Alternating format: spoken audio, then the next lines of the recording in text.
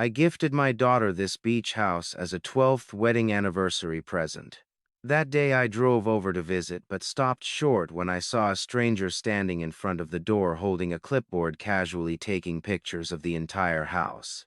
Looking inside, I caught my son-in-law hiding behind the thin living room curtains, standing perfectly still and staring right at me instead of coming out to greet me. A cold chill ran down my spine. I knew that something was wrong. Thank you for being here. It truly means the world to me. I'd love to know, where are you watching from? Drop your country or city in the comments. Let's see how far this story has traveled.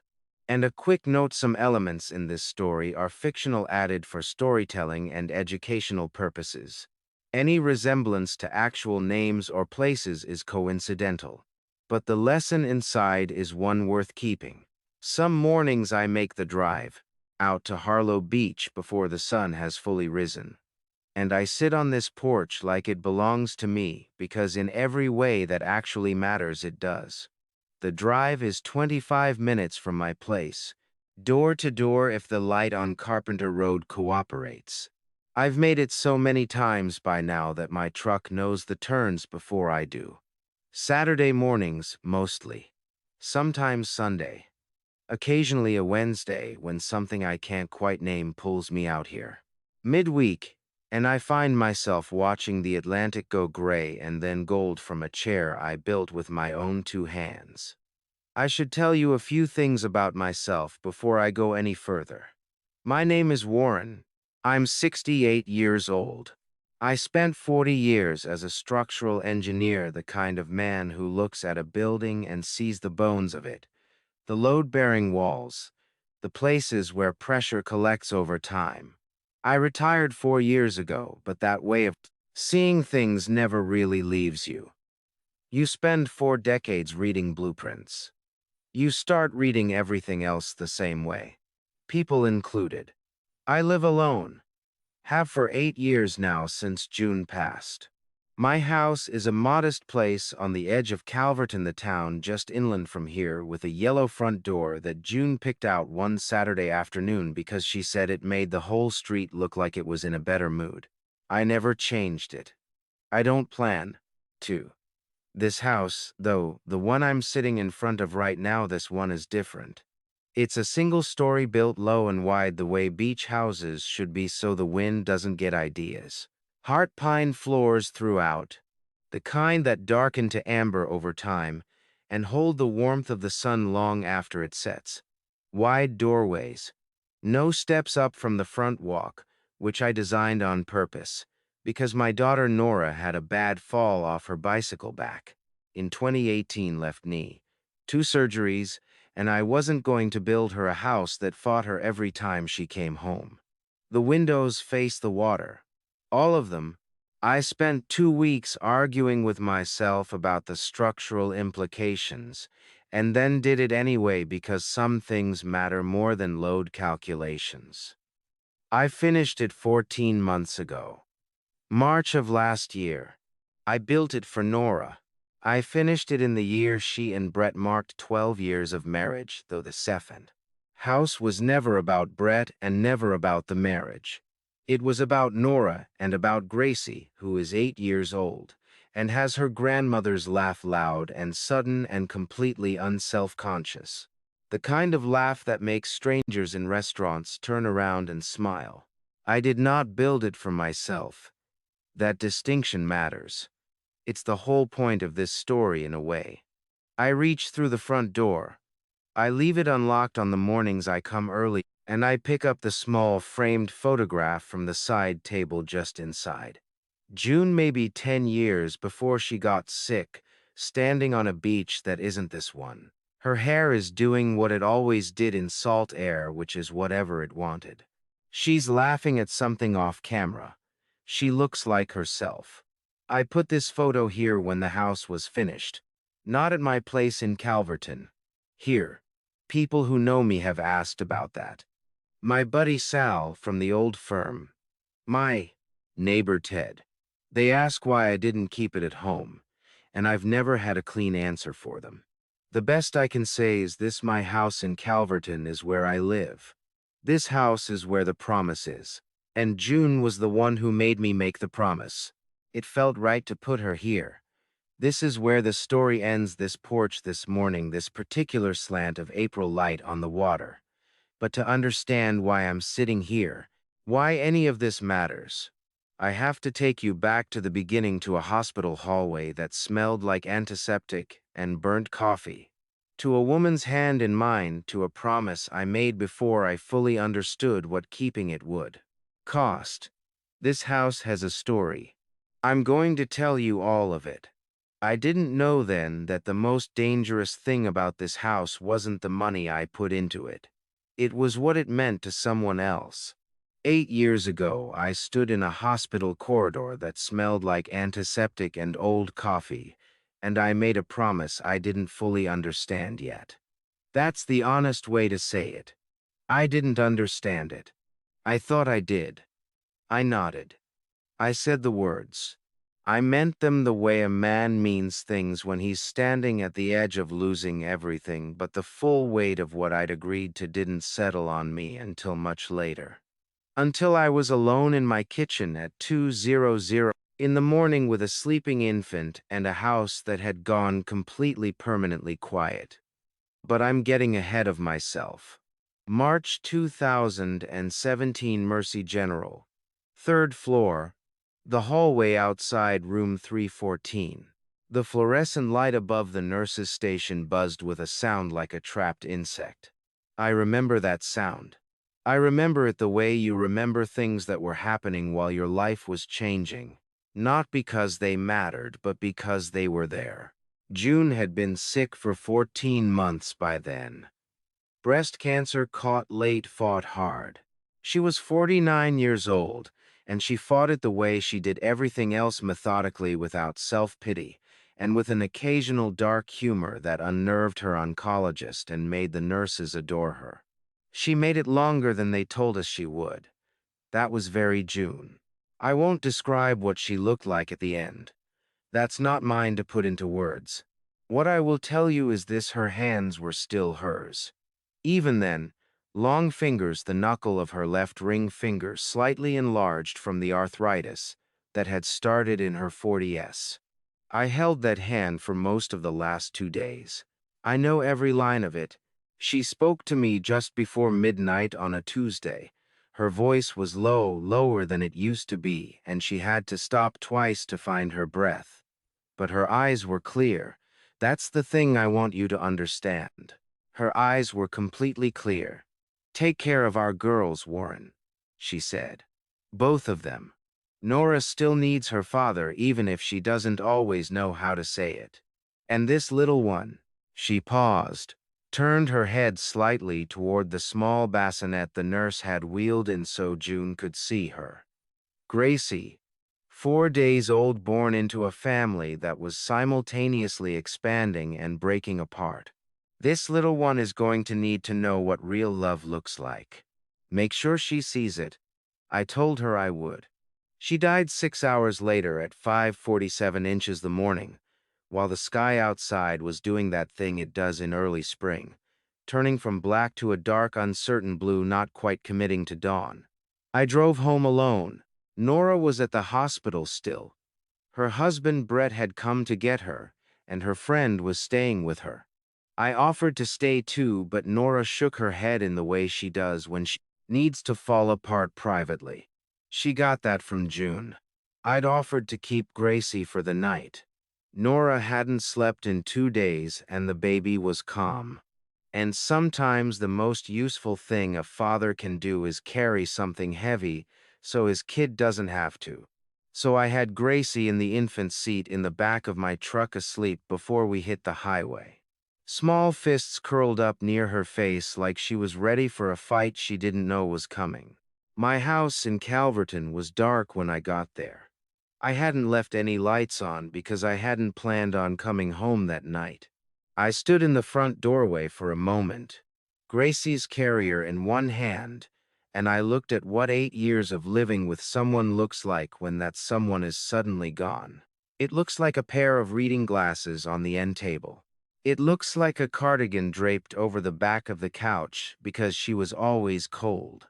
It looks like two coffee mugs in the dish rack because she'd washed them both that last morning before the hospital called to say she'd taken a turn. Her slippers were by the door, the kind with the memory foam insoles that she'd ordered online and loved unreasonably. I stepped around them. I couldn't bring myself to move them. I sat down in the chair by the window with Gracie against my chest. 4 days old. Breathing in that quick, shallow way newborns do, like they're still surprised by the whole concept of air. Outside, the street was empty. The yellow door of my house caught the last of the nightlight and glowed faintly, and I thought about June picking that color on a Saturday afternoon because she said it made the whole street look like it was in a better mood. Take care of our girls. I looked down at this tiny person on my chest. This child who had never met her. Grandmother would never remember the sound of June's laugh, or the way she smelled like cedar and hand lotion. I thought about Nora 30 miles away in a hospital room that still held the shape of her mother. I was 60 years old. I lived alone. I was a structural engineer who understood load-bearing walls and tensile strength and what happens to a building when the pressure is applied in the wrong place for too long. I had no idea how to do what June had asked me to do, but I had said I would. That night, sitting in the dark with Gracie asleep on my chest and June's slippers still by the door, I decided that not knowing how was not the same as not doing it. I would figure it out. Nora had her mother's eyes, and for a long time and thought that was enough to keep everything together. I should tell you about Brett before I tell you about the house because you can't understand one without understanding the other. Brett Allen Calloway, 43 years old now. When Nora first brought him to my place in Calverton, this was the spring of 2012, about 4 months before the wedding. He was 31, and he had the kind of confidence that reads as competence until you've known a man long enough to tell the difference. He shook my hand at the door. Firm grip, eye contact, the whole package. Complimented the house. Great bones on this place, Warren. Which, coming from a real estate agent, landed somewhere between professional observation and a line he'd used before. I showed him around anyway. He asked smart questions about the foundation, the age of the roof, the HVAC system. He knew his stuff. I'll give him that. At the time, Brett was doing well. Better than well, actually. He'd built a solid book of business in residential sales. Up and down the coast, mid-range properties, mostly a few luxury listings. The kind of career that looks like a straight line going up when you're in your early 30s and the market is cooperating. He closed somewhere between 30 and 40 transactions a year. He drove a clean car and wore clothes that fit. He talked about the future the way people do when they genuinely believe it belongs to them. What happened later wasn't a mystery once you understood how the market shifted.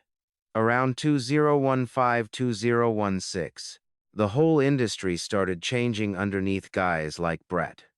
Online platforms started doing what brokers used to do. Buyers stopped needing a middleman to find listings. The commissions shrank. The volume dried up. Some agents adapted when high-end went commercial, rebuilt their whole approach. Brett didn't. He kept doing what he'd always done, just with fewer clients and worse margins. And by 2019, the gap between his lifestyle and his income had become a problem he was solving with other people's money.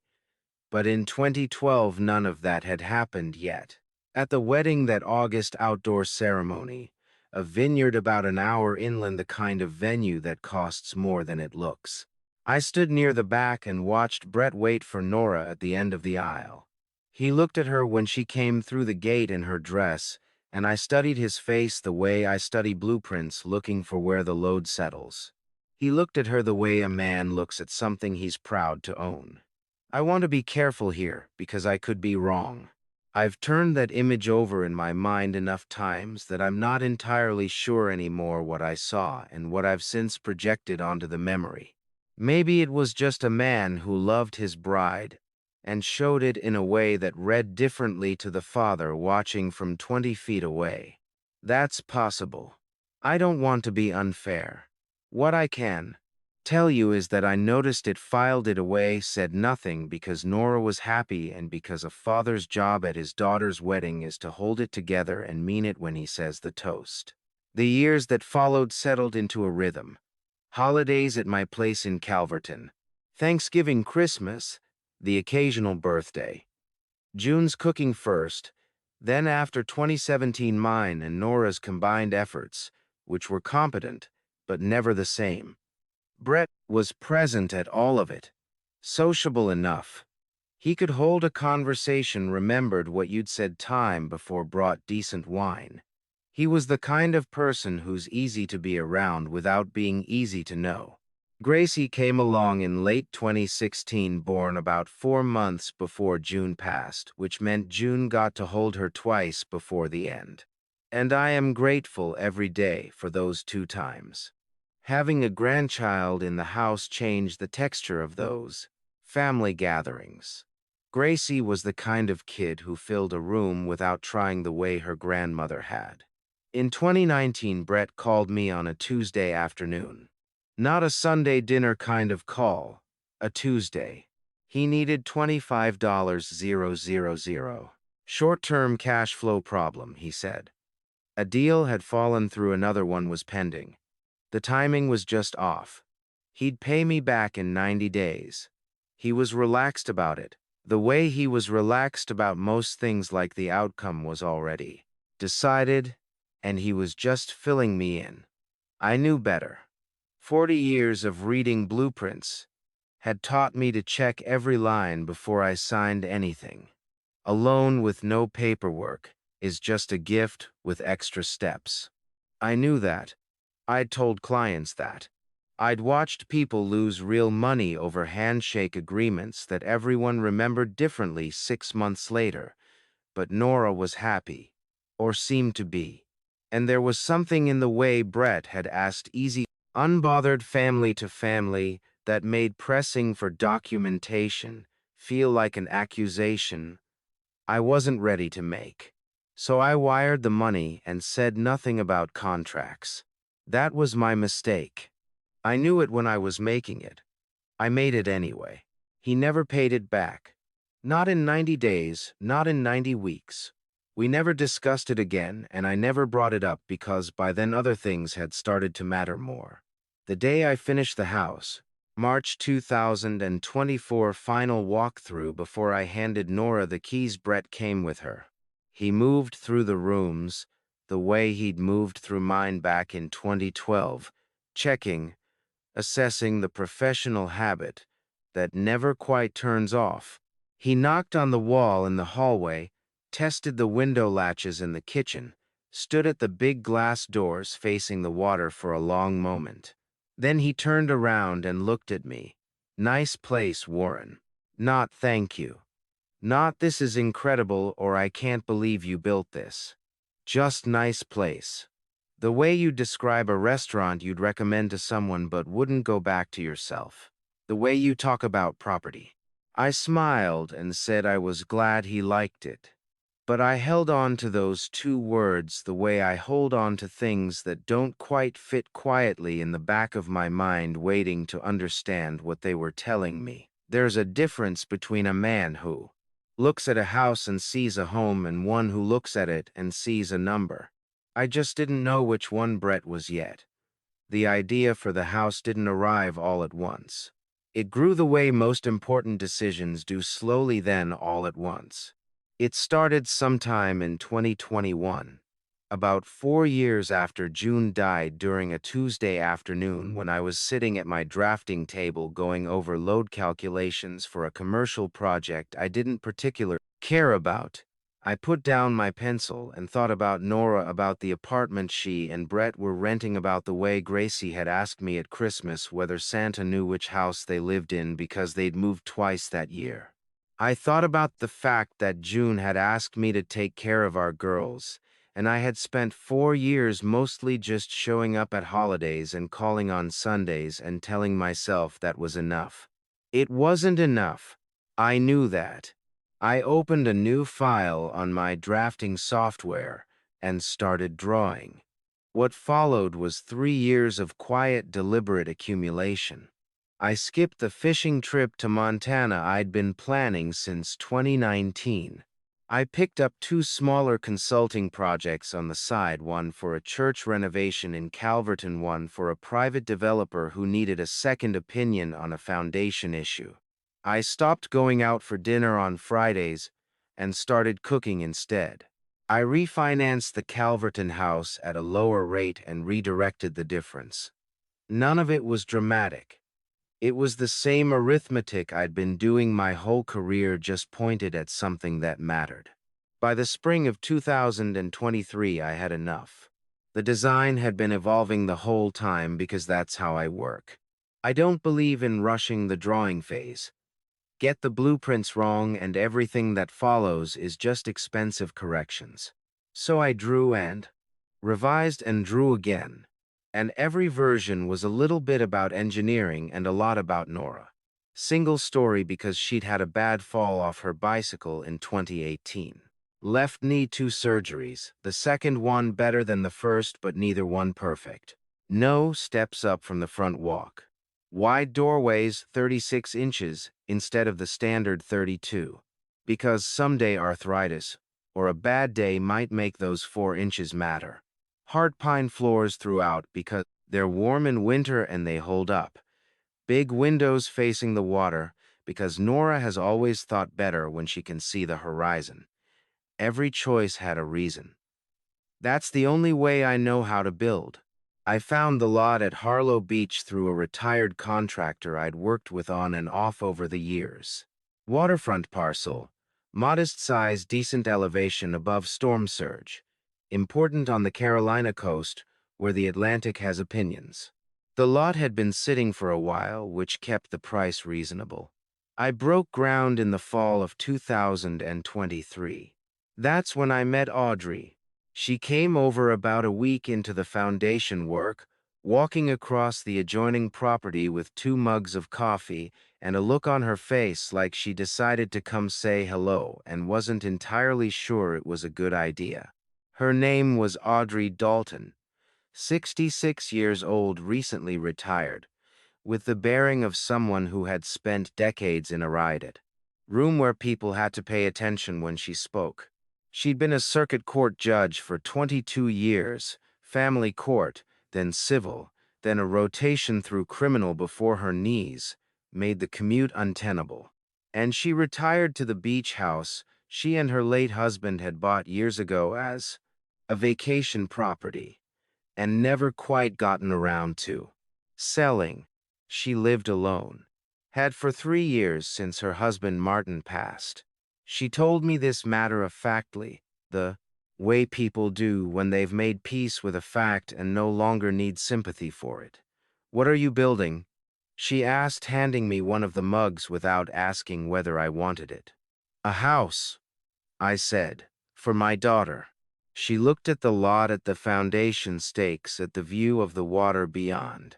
Then she nodded once and didn't ask anything else. We drank the coffee. She went back to her place.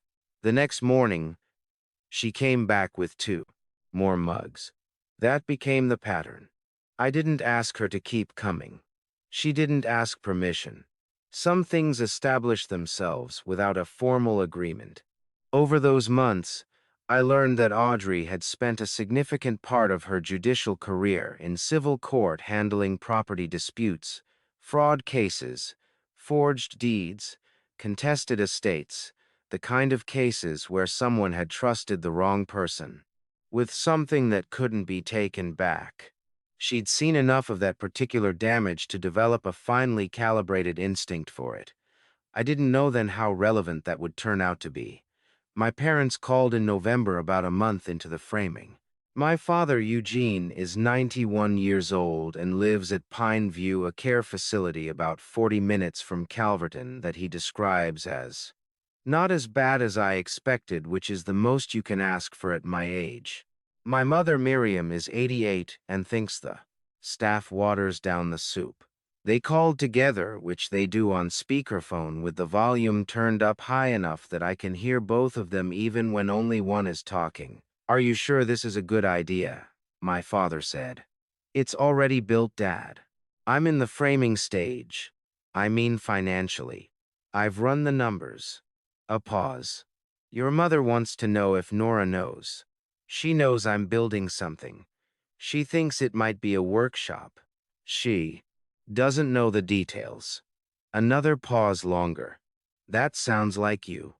My mother said from somewhere near the phone. She wasn't wrong. The house was finished in March 2024. Nora and Brett's 12th wedding anniversary was in August.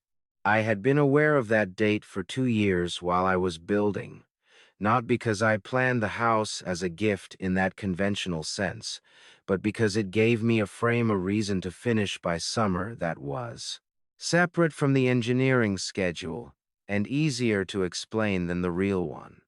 I finished early, which was not a surprise. I have always preferred to be ready before I am needed. Before I handed Nora the keys, I sat down with a property attorney in Harlow Beach and transferred the deed. The title was put in Nora's name clearly and cleanly, with my name retained as a secondary interest during my lifetime. I had seen too many families, professionally and personally, watch property slip away because the paperwork wasn't right. A deed doesn't protect against everything, but it was the obvious first step and I took it. I thought about setting up a revocable living trust. At the same time, a trust adds another layer, makes it harder for anyone to encumber or transfer the property without proper authorization. But the attorney said the deed structure was solid and I didn't have any specific reason for concern. I filed it away as something to revisit. I had no particular urgency. That was a gap I would come to understand later. The day of the walk-through, Nora stood at the front door for a long moment before she went inside. I had not announced it as an anniversary gift. I had not announced it as anything in particular. I had simply said, "Come see what I've been building." She put her hand on the door frame. One, I'd built out of reclaimed white oak, sanded down to a finish that was smooth without being slick, and she stood there with her hand on the wood like she was checking whether it was real. Gracie went straight in. 7 years old. No ceremony, just motion. She ran through every room and came back to report that the bedroom with the window seat was hers, and she wasn't negotiating. I stood in the yard. I always do that with a finished structure. Step back and look at it from the outside. Let the whole thing be itself for a minute without me in it. 40 years of habit. I thought about June, about the way she described the beach house she'd always wanted and the offhand way she talked about things she didn't expect to actually happen. Nothing fancy. Just enough windows to feel like you're outside when you're in. This house had 7 windows on the ocean side. I'd counted them more than once during construction and thought about that. I think she would have liked the view. I told myself, standing in the yard while my daughter walked through the rooms and my granddaughter claimed her window seat. I think she would have liked knowing Nora had somewhere safe. That night I drove home to Calverton. The house was quiet, the same as it always was, but it felt different. Not empty or exactly, more like a chapter that had ended on the right word. For 6 months the house was exactly what I built it to be. Then September came. Spring turned to summer, the way it always did at Harlow Beach, quietly with salt in the air, and the sound of Gracie's feet on the porch boards every Saturday morning when I pulled into the driveway. She had a habit of hearing my truck before it even turned onto the street. I never figured out how. By the time I cut the engine, she was already at the edge of the front walkway, in whatever she had slept in. Sometimes a dinosaur shirt, sometimes a dress she had clearly put on herself because the buttons were wrong. And she would stand there with both arms raised like I had been gone for a year instead of 5 days. I was never a man who cried easily, but those mornings came close. We had a routine. The three of us. Nora would be inside starting breakfast by the time I came through the door, and the house would smell like coffee and the faint sweetness of whatever fruit she had cut up for Gracie. I would set my jacket on the hook by the door, the brass one I had installed myself at the right height for a child and an adult both, and we would eat at the kitchen table with the windows open and the ocean doing what the ocean does, sitting there indifferent to everything, which somehow made it easy to talk. Nora looked better that spring than she had in years. There was color in her face. She walked without favoring her left knee the way she used to because there were no stairs to negotiate, no uneven thresholds to catch her off guard. I noticed it the second week of April, watching her cross the kitchen in bare feet, and I felt something that I did not have a word for at the time. It was not pride exactly. It was more like relief at a calculation that had finally come out right. Brett was mostly absent in those months. On the occasions I asked, Nora said he was working. I did not press. A man has a right to his work, and I was not there to audit anyone's schedule. He appeared twice, maybe 3 times over the summer, late Friday evenings, tired looking, gone again by Sunday afternoon. He was polite. He made coffee once and left the pot on for me without being asked. I thanked him and thought nothing more of it. One afternoon in June, Gracie and I were sitting on the back steps watching the tide come in. She was drawing something in a small notebook she carried everywhere, that summer seashells, mostly, and the occasional figure that was either a person or a very large crab, depending on the angle. She stopped drawing, looked up at me, and said, without any particular lead-up, "Grandpa, why don't you live here with us?" I looked at her for a moment. "Because this is your house, sweetheart." I said, "My house is the one with the yellow door." She considered this with the gravity that only an 8-year-old can bring to a simple fact. Then she nodded once and went back to her drawing. I do not think she fully understood the distinction I was making, and I was not entirely sure I could explain it any better if she had asked me to try. My house was 25 minutes north in Calverton. A 2-bedroom with a carport and a side yard. I kept tidy out of habit rather than preference. I had lived there since June died. It was not a lonely house exactly, but it was a quiet one. The kind of quiet that accumulates slowly over years until you stop noticing it and start mistaking it for peace. Coming to Harlow Beach on Saturdays was the opposite of that quiet. Audrey Dalton lived 3 houses down on the same stretch of road. A compact woman in her mid-60s, with short gray hair and the precise, unhurried way of speaking that I had come to associate with people who have spent decades being listened to in rooms where it mattered. She had served as a circuit court judge for 22 years before retiring the previous spring, and she had moved to Harlow Beach the same year I broke ground on Nora's house. We had become acquainted during construction, when she brought me a thermos of coffee and asked, without being intrusive, what I was building and for whom. By that summer, we had settled into a Saturday morning habit. She would appear on her porch around 8:00 with 2 mugs, and I would walk over and we would sit in the 2 old Adirondack chairs she kept facing the water and talk for an hour, sometimes less, occasionally more. She told me about cases. She remembered not the violent ones, but the financial ones, the quiet frauds, the documents that looked right until someone looked twice. I told her about structures I had built, a pedestrian bridge in Oregon that had outlasted its projected lifespan by 18 years, a school in rural Virginia, where I had spent 6 weeks in the rain trying to get the drainage right. We were 2 people who had lived alone long enough to appreciate conversation that did not require anything of you afterward. On a Saturday toward the end of August, we were sitting in our usual chairs.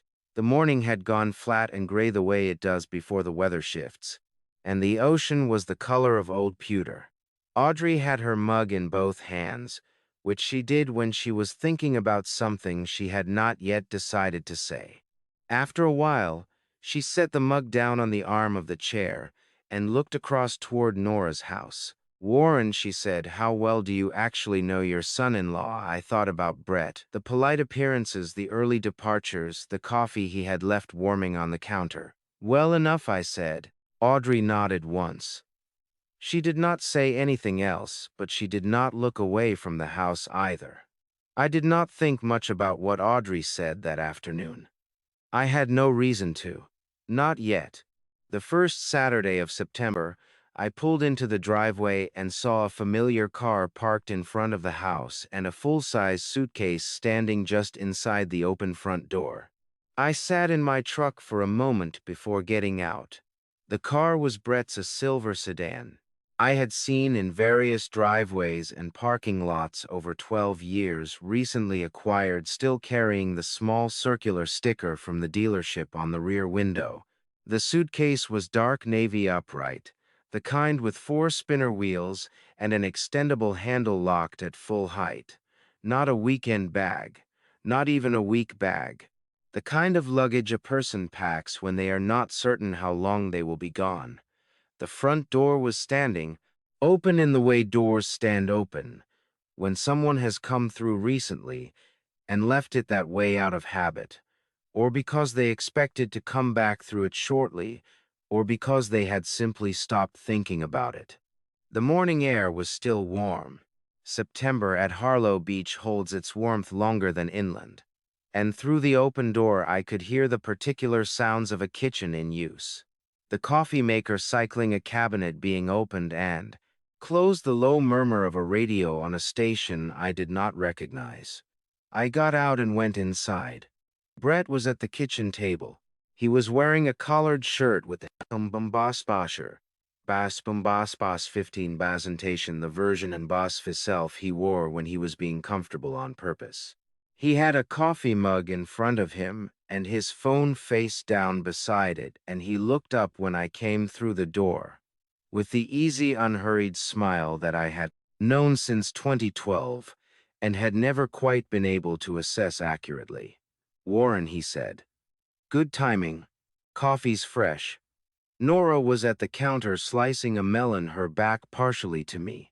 She turned when she heard my voice and came over and kissed me on the cheek and said, "Sit down," in the automatic way. She said it the way she had been saying it every Saturday since the house was finished. The kitchen smelled like coffee and cut fruit and the particular salt-warm combination that came through the screen door from the beach side of the house. And everything about it looked the same as every other Saturday morning I had walked into since March, except for the suitcase in the entryway standing at full height with its handle extended going nowhere. I sat down. Nora put a plate in front of me. Brett refreshed his own coffee, and then, without being asked, poured a second mug and set it at my place before returning to his chair. It was a small thing, the kind of thing a person did when they knew where the mugs were kept and which cabinet held the filters and how many scoops the machine took. The kind of thing a person learned over time or over the past day and a half. I didn't know you were coming out this weekend, I said, which was not a question, but contained one. Brett leaned back in his chair with the relaxed posture of a man making himself comfortable in a space he has decided is comfortable. I needed to get out of the city for a bit, he said. The market's been difficult. Things are recalibrating, which means everyone's waiting and nothing's moving. And you can only sit in a downtown office watching nothing move for so long before it starts to wear on you. He gestured vaguely with his coffee mug. Nora suggested I come out and clear my head. Better to work from here than stare at the walls down there. Nora smiled from the counter. She looked comfortable. Not the brittle kind of comfortable that means something is being held together, but the genuine kind. The kind that comes from having the pieces of an ordinary morning in the right places. Brett in the kitchen. Coffee made. Her father at the table. I drank the coffee Brett had poured and thought nothing particular about it. There was no reason to think anything particular about it.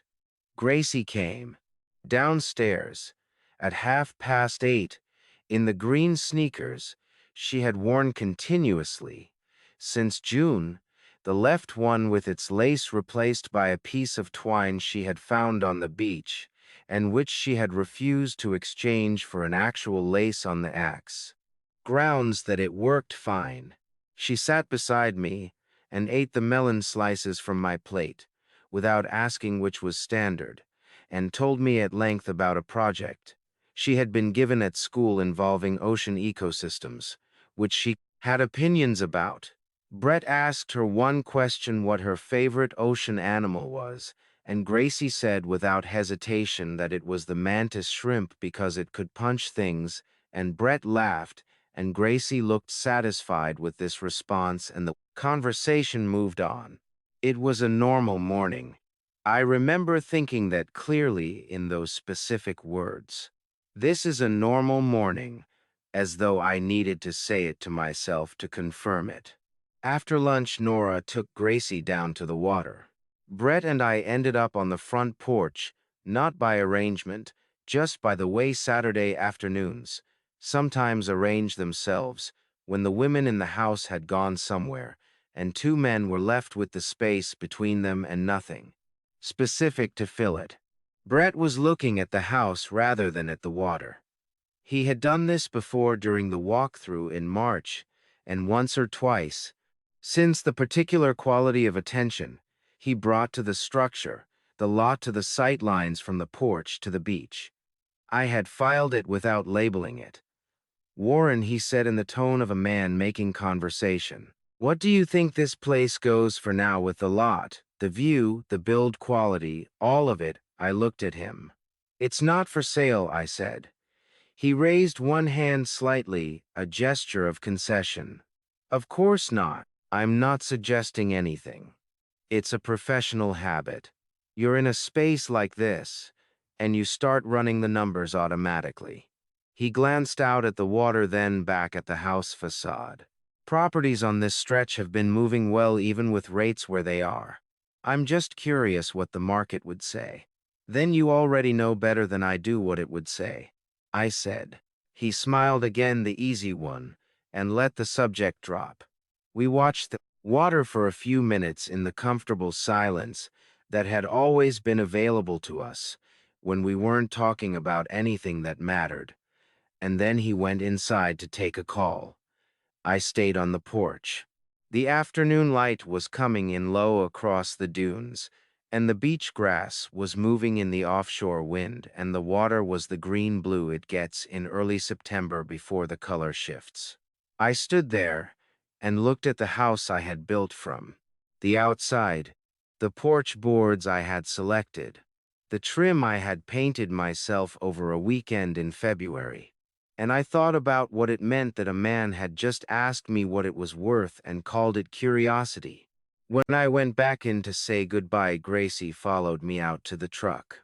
She walked beside me down the front path without saying anything, which was unusual.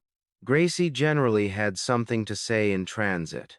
At the truck door, she stopped and looked up at me, with the expression she wore when she was carrying something she had been holding for a while. She reached out and took hold of my jacket sleeve lightly. "Grandpa," she said quietly, "Dad's been on his phone a lot, like really late. After I'm supposed to be asleep, I can hear him talking." I looked at her for a moment. She was watching me with the clear, uncomplicated attention of a child who has reported a fact and is waiting to understand whether it is the kind of fact that matters. "Okay, sweetheart," I said. I put my hand on her head once. "Thank you for telling me." She nodded, let go of my sleeve, and went back up the front path. I drove home. The 25 minutes north on Route 17 had always felt like a reasonable distance, close enough for weekends, far enough for a life. That evening, sitting at my kitchen table in Calverton, with the lights on and the house quiet around me, it felt like something else. Not far, but not close enough. Brett called it curiosity, but in my experience, men who ask about price rarely stop at asking. After that Saturday, I started coming by more often, not just on weekends. I told myself it was because I missed Gracie. That was part of it. The other part I did not have a name for yet. The Wednesday morning was ordinary in the way September mornings at Harlow Beach tend to be, cooler than August. Light flattered, the tourist traffic gone. I had no particular reason to drive out that day. I had a materials review. I could have finished at home, and my coffee was already made, and the 25 minutes each way was not nothing. But I locked up the house anyway, backed out of the carport, and pointed the truck south toward the coast. I turned onto Harlow Road at 8:53. I know the time because I checked the dashboard clock when I made the turn. A habit from 40 years of job sites, where everything that mattered eventually came down to when. The man was standing on the sidewalk in front of Nora's house. He was wearing a light blue polo shirt and carrying a clipboard under one arm. He had his phone raised and was photographing the house methodically, the way a professional photographs something when they are building a record rather than taking a picture for themselves. Front elevation, left side. He stepped back to capture the roofline. He moved without hurry, without looking around, the way a man moves when he is confident he has every right to be where he is. I pulled to the end of the driveway and stopped. I did not turn off the engine. In the state of North Carolina, taking photographs of a building from a public sidewalk is not illegal. It is not even unusual. Appraisers do it. Insurance adjusters do it. Surveyors do it. There was nothing I could have pointed to in that moment and called a violation. But I had spent 4 decades reading structures, reading sites, reading the small details that told you whether something was sound or whether it was about to go wrong. And something about the way that man moved told me he was not there for any routine purpose. I reached for my door handle. He was faster. He folded the clipboard under his arm, walked briskly back toward a gray sedan, parked 2 houses down, and was inside and pulling away before I had the door fully open. Not running, not looking back, just done the way a man is done when he has finished what he came to do. I watched the car until it disappeared around the bend at the far end of the road. By the time I could have followed, there was nothing left to follow. I sat for a moment with the door open and the engine still running. Then I pulled forward, parked properly, and went inside. Brett was in the living room when I came through the front door. I know this because I looked not obviously the way you look when you are checking on something, but the side glance a person learns after years of walking through buildings, where you needed to know where everyone was before you spoke. He was standing near the window that faced the front yard. His phone was in his hand, screen up. He did not look out at me as I came up the walk. He may not have seen the man on the sidewalk. He may have seen him and thought nothing of it. He may have seen him and already, clears throat, known exactly who he was. I did not know which. I still do not know from that moment specifically. Warren, he said when I came in. Didn't know you were coming by. I was in the area, I said. It was not true, but it was the kind of thing a person says when they do not want to explain the actual reason. And Brett accepted it the way people accept small untruths without looking too closely. Gracie came downstairs in her green sneakers and threw herself at me with the standard level of force for a child who has been awake for 2 hours and has been waiting for something to happen. I caught her, and we sat at the kitchen table, and Brett made coffee, which I drank, and we talked about Gracie's second week of 3rd grade, and whether the new teacher was strict or just quiet, which Gracie had not yet determined. It was a normal visit. I made sure it felt like one. I sat there and drank that coffee and said nothing because I had nothing in hand. Just a man with a camera, a clipboard, and a feeling I couldn't shake. Before I left, Gracie pressed a folded piece of paper into my jacket pocket. I opened it later at my truck. It was a crayon drawing three figures standing at the water's edge. One tall, one medium, one small. Above the water in the upper left corner, she had drawn a round yellow shape, with rays coming off it, that I first took for the sun before I looked more closely, and saw the words she had printed underneath in unsteady letters. June. I stood by my truck for a moment and looked at it. Then I got in, buckled up, and looked back at the window where Brett had been standing. It was empty now. I drove back to Calverton. That night back at my own house, wrote down everything I remembered about that man. The light blue polo, the clipboard, the way he moved through the shots without pausing, front-side roofline like he had a checklist. The gray sedan, the time approximately 90 inches the morning Wednesday mid-September. Then I called Audrey. That night, back at my own house, I sat at my desk and thought about what I actually knew about Brett and what I did not. The desk was the same one I had used for 30 years, a solid oak surface with a shallow center drawer and two deeper ones on the right side. The kind of desk that accumulates the record of a working life without trying to project binders, inspection logs, correspondence. Going back to the 90s, I kept it orderly out of habit. In 40 years of structural engineering, the difference between a detail you had written down and a detail you thought you remembered could be the difference between a building that stood and one that did not. I pulled out a fresh legal pad and wrote the date at the top. The first thing I wrote was not about the man with the clipboard. It was about the loan.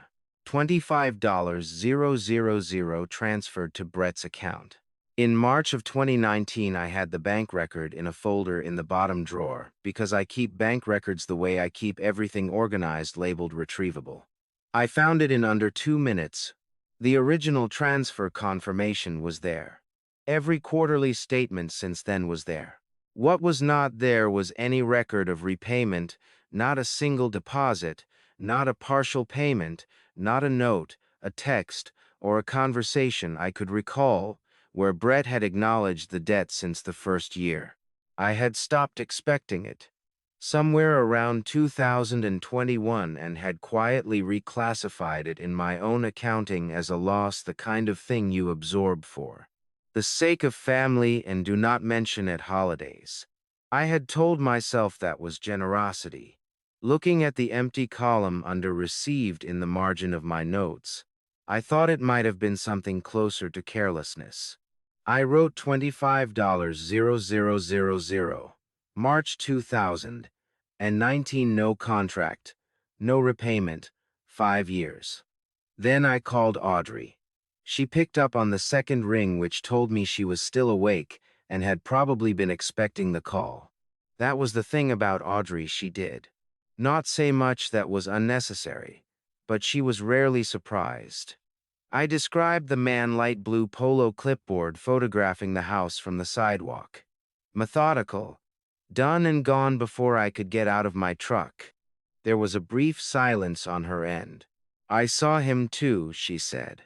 Tuesday of last week. I was coming back from my walk, and he was parked in front of the house. He had a clipboard then as well. Tuesday of last week, the week before my Wednesday visit. He was there twice, I said. At least twice that I saw, Audrey said. I wrote down the plate number. She read it to me. I wrote it on the legal pad, pressed firmly enough that the numbers indented the sheet beneath. A Virginia plate, she said. Dark gray sedan, she thought a Honda or a similar make. I thanked her. She asked if I was going to look into it. I said I was thinking about it. Warren, she said, and the way she said, My name had the measured quality I had come to associate with her courtroom years. The tone of someone who had learned that the right question at the right moment was more useful than an answer. Shot to seal. When a man photographs a property on a public sidewalk, he's usually being paid to do it by someone who has an interest in the property. I already knew that, but hearing it said plainly by someone who had spent 2 decades listening to people explain why they had done things made it sit differently than it had in my own head. I know I said, "Good," she said. "Good night, Warren." After I hung up, I sat for a while without writing anything. Then I turned back to the legal pad and added a second section beneath the loan record. Mid-September man, light blue polo, clipboard, phone camera. Front elevation, side roofline. Done quickly. Left before contact. Gray sedan VA plate. And I wrote the number Audrey had given me. Underneath that I wrote a third item, something I had been turning over since the previous week but had not yet committed to paper because writing a thing down made it more real than I was ready for it to be. I had been at Nora's house the previous Thursday, one of the unscheduled visits I had begun making since September. I had arrived mid-afternoon and let myself in through the side gate the way I always did. Brett had been on the back porch. He had not heard me come in, and I had not announced myself because I had been walking toward the kitchen and simply had not gotten around to it yet. His voice coming through the screen door was low and taut in a way I had not heard it before. Not angry. Controlled. 14 days. I know. This property is worth more than that. That was all I caught before I closed the kitchen door behind me and called out that I was there. Brett had come inside 30 seconds later with his phone in his pocket and his expression arranged into something relaxed, and I had not said anything about what I had heard because I had not known what I had heard. I wrote it down now, the approximate date, the exact words, as I remembered them. 14 days, I know. This property is worth more than that. I looked at the 3 items on the page. A loan that had never come back. A man with a clipboard and a camera standing in front of a house I had built. A voice on a back porch saying this property is worth more than that. Individually, each one had an explanation. Together, they had a shape I recognized from 40 years of reading plans. Structures that failed.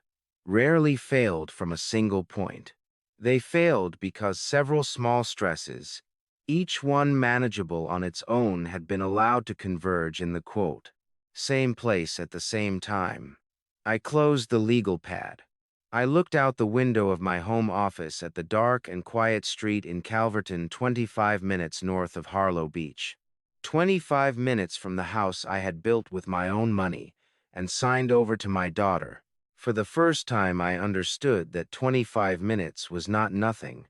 25 minutes was long enough for things to happen that I would not see.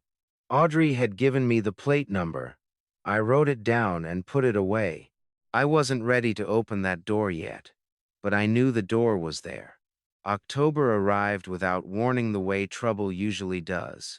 One morning, the air was still warm enough to sit outside without a jacket, and by the next it carried a cold that had not been there before, coming in off the water with the particular finality of a season that has made up its mind. I had been coming to Harlow Beach more frequently than my old Saturday routine midweek visits. Sometimes early morning arrivals before the house had fully started its day. I told myself this was practical.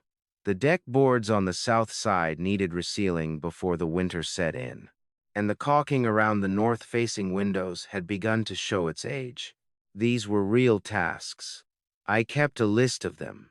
But I was also watching, and by early October, I had stopped pretending otherwise, at least to myself. That morning I turned onto Harlow Road at 10 minutes before 6:00. I had not slept well. The LLC proposal Brett had floated the week before had been sitting in the back of my mind in the particular way that unresolved calculations sit. and by 4:30 I had stopped pretending I was going to sleep through it. I drove down early the way I sometimes did when something needed thinking through and the water helped. The beach was still dark at the edges, the sun not yet over the horizon, the water the color of old pewter moving in low, slow swells. I parked, went through the side gate, and walked around to the back of the house where the deck faced the water. Brett was already there. He was standing at the far end of the deck with his back to the house, looking out at the water with his phone in one hand and a coffee cup in the other. His shoulders set with the particular tension of someone who has been awake longer than the hour suggests. He did not hear me come through the gate, or if he did, he let a moment pass before turning, which told me something about how he was managing the morning. He turned when I was halfway across the deck. "Warren," he said, "you're early." "So are you," I said. We stood there for a moment, in the way we sometimes stood, two people sharing a space without much to say, looking at the same water. I had stopped finding that comfortable around the first week of September. Now I found it informative. Brett spoke first. He said he had been thinking about the property, about the longer term, about what it meant to hold a beachfront asset of this value without the proper structural protections in place. He used the word structural in the way people use engineering language when they want to sound considered, borrowing the vocabulary of careful planning to dress up something that is underneath a request. The most sensible thing, he said, would be a limited liability company. You put the property into the LLC, you insulate it from estate complications, you manage the tax exposure properly. He had turned slightly toward me, now not fully facing me, but angled in a way that closed the distance. It's a standard move for a property like this. I've set up a dozen of them. I looked at the water. Whose name would be on the LLC? I said. All of ours, he said. Nora's, yours, mine. I'd be the managing member, which just means I handle the administrative side. You and Nora would be full equity members. Nothing changes in terms of who the property belongs to. Of course, I said. He kept talking. He had numbers ready: formation costs, annual filing fees in the state of Virginia, a comparison of how the property would be treated under different tax classifications. The figures were specific and arrived without hesitation, which told me they had been assembled in advance, which told me this conversation had been planned. I let him finish. What Brett had described as administrative was in practice something more consequential. A managing member in a Virginia LLC has broad authority over the day-to-day management of LLC assets, including the authority to encumber those assets, to refinance them, to enter into agreements on the LLC's behalf, without requiring unanimous member consent, on each individual transaction, provided clears throat. The operating agreement was drafted to allow it. A managing member who drafted the operating agreement himself would have considerable latitude in how broadly that authority was written. The other members, nor me, would be equity holders on paper. The managing member would be the one with the pen. I had spent 40 years working with load-bearing structures. I knew what a transfer of weight looked like regardless of what it was called. "I'll think about it," I said. He nodded.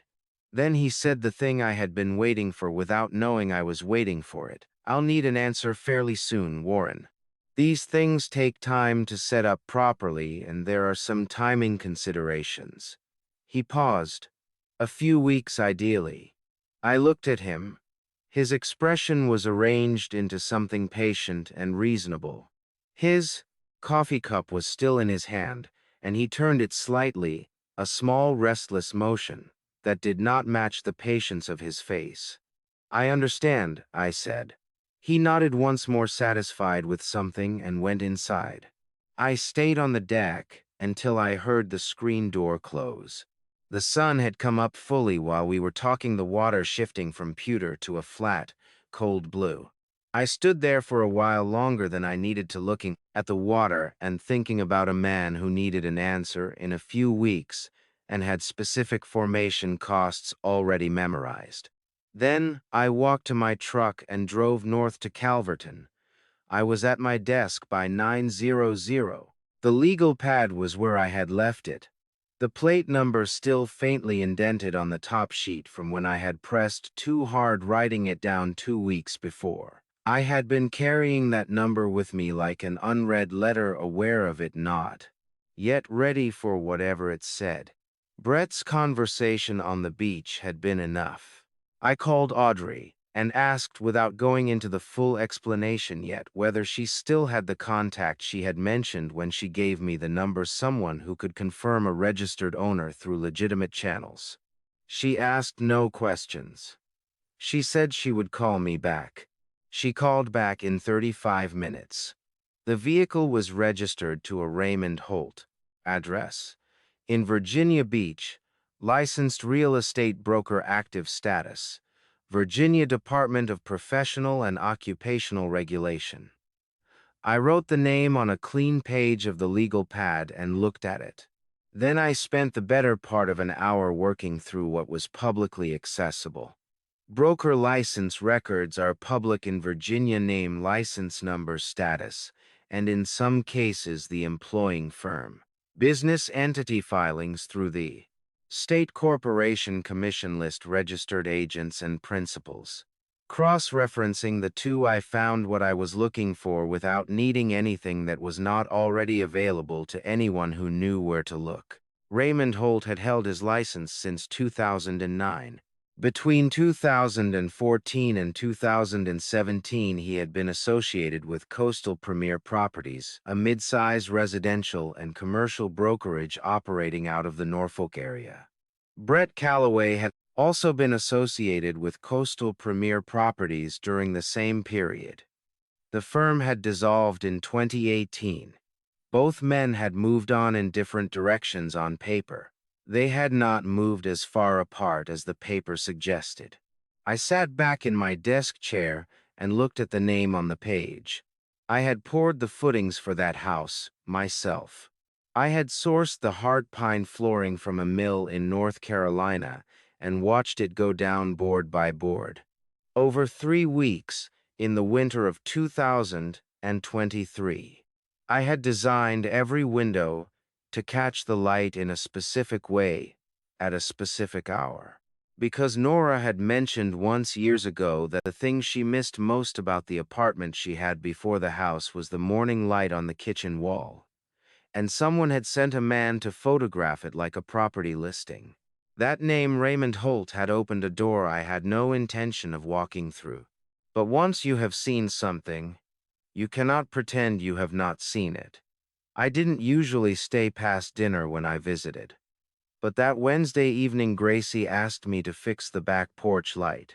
The bulb had been flickering for a week, and she had decided with the complete conviction of an 8-year-old that the darkness it left behind was not ordinary darkness, but the specific kind that warranted concern. It was a standard fixture replacement.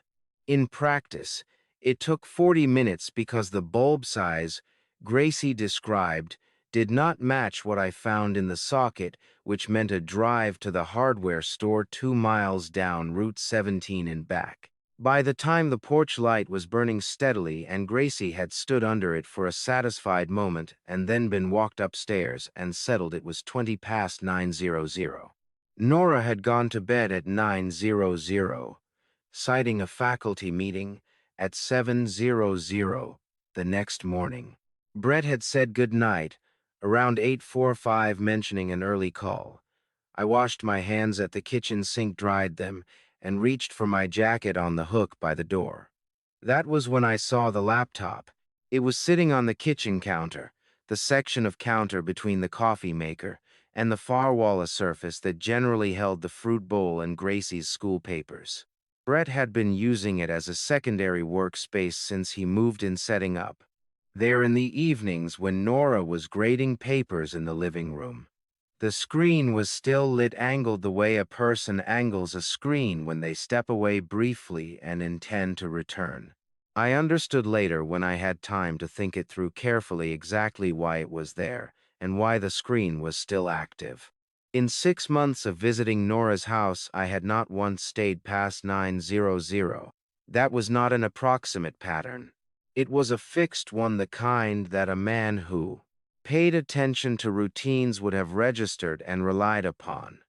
Brett was a man who paid attention to routines. He had moved around this house for 7 weeks with the ease of someone who had mapped all the variables and found them predictable. He had not mapped for a burned-out porch bulb and an 8-year-old who was afraid of the dark. I did not touch the laptop. I positioned myself at a distance of approximately 4 feet and read what was on the screen. The email was from R. Holt. The subject line was fully visible in the preview pane: refinance application. 14 Harlow Beach Road, $280,000. Below it, the body of the email was partially visible, 2 complete lines before the text continued below the screen edge. The first line referenced a power of attorney document. The second contained a specific date, November 1st. I took my phone from my jacket pocket and photographed the screen from where I stood. One image. I checked that it was legible, the subject line clear, the partial body text readable, the date unambiguous, and put my phone back in my pocket. Then I stood in the dark kitchen with my jacket half on and did not move for a moment. A refinance application. $280, 000, drawn against a property worth $390, 000, owned by my daughter, in a house I had built and signed over to her deed and nothing more. A power of attorney, which meant someone needed to sign on behalf of a property holder. Nora's name was on the deed. Mine was not. A POA in Brett's favor, granted by Nora, would give him authority to act on the property's behalf in financial transactions, to refinance it, to encumber it, to extract from it whatever a lender would allow. But a POA requires the granting party to sign willingly and with full competence. A person who is confused, who forgets things, who seems to be losing the clarity that they once had, that person is a person whose family might reasonably step in to help, to manage things on their behalf, to take on responsibilities the older person can no longer reliably handle. I stood in the dark kitchen and thought about the Saturdays I had driven home, feeling heavier than the drive warranted, the afternoons that had blurred, the evenings in Calverton when I had sat down in the kitchen chair and not moved for 2 hours. I had been attributing those things to being 68, which is a reasonable attribution because 68 carries its own legitimate weight. That was when I understood what the coffee was actually for. I had no evidence for that thought, nothing beyond a pattern. I had not yet fully assembled, and a logic that had just locked into place like a load-bearing joint clicking home. I did not say it to myself as a conclusion. I registered it as the kind of possibility that once it has entered the mind does not leave quietly. I left without turning on any additional lights, and I drove home with the windows down despite the cold. The following morning I was back at Nora's house before 8:00 with a set of lug wrenches I had genuinely left in the back corner of the garage. The previous evening I remembered setting them down when I was looking for the fixture wrench and genuinely forgetting them in the shuffle. The reason for returning was true, which made delivering it easier.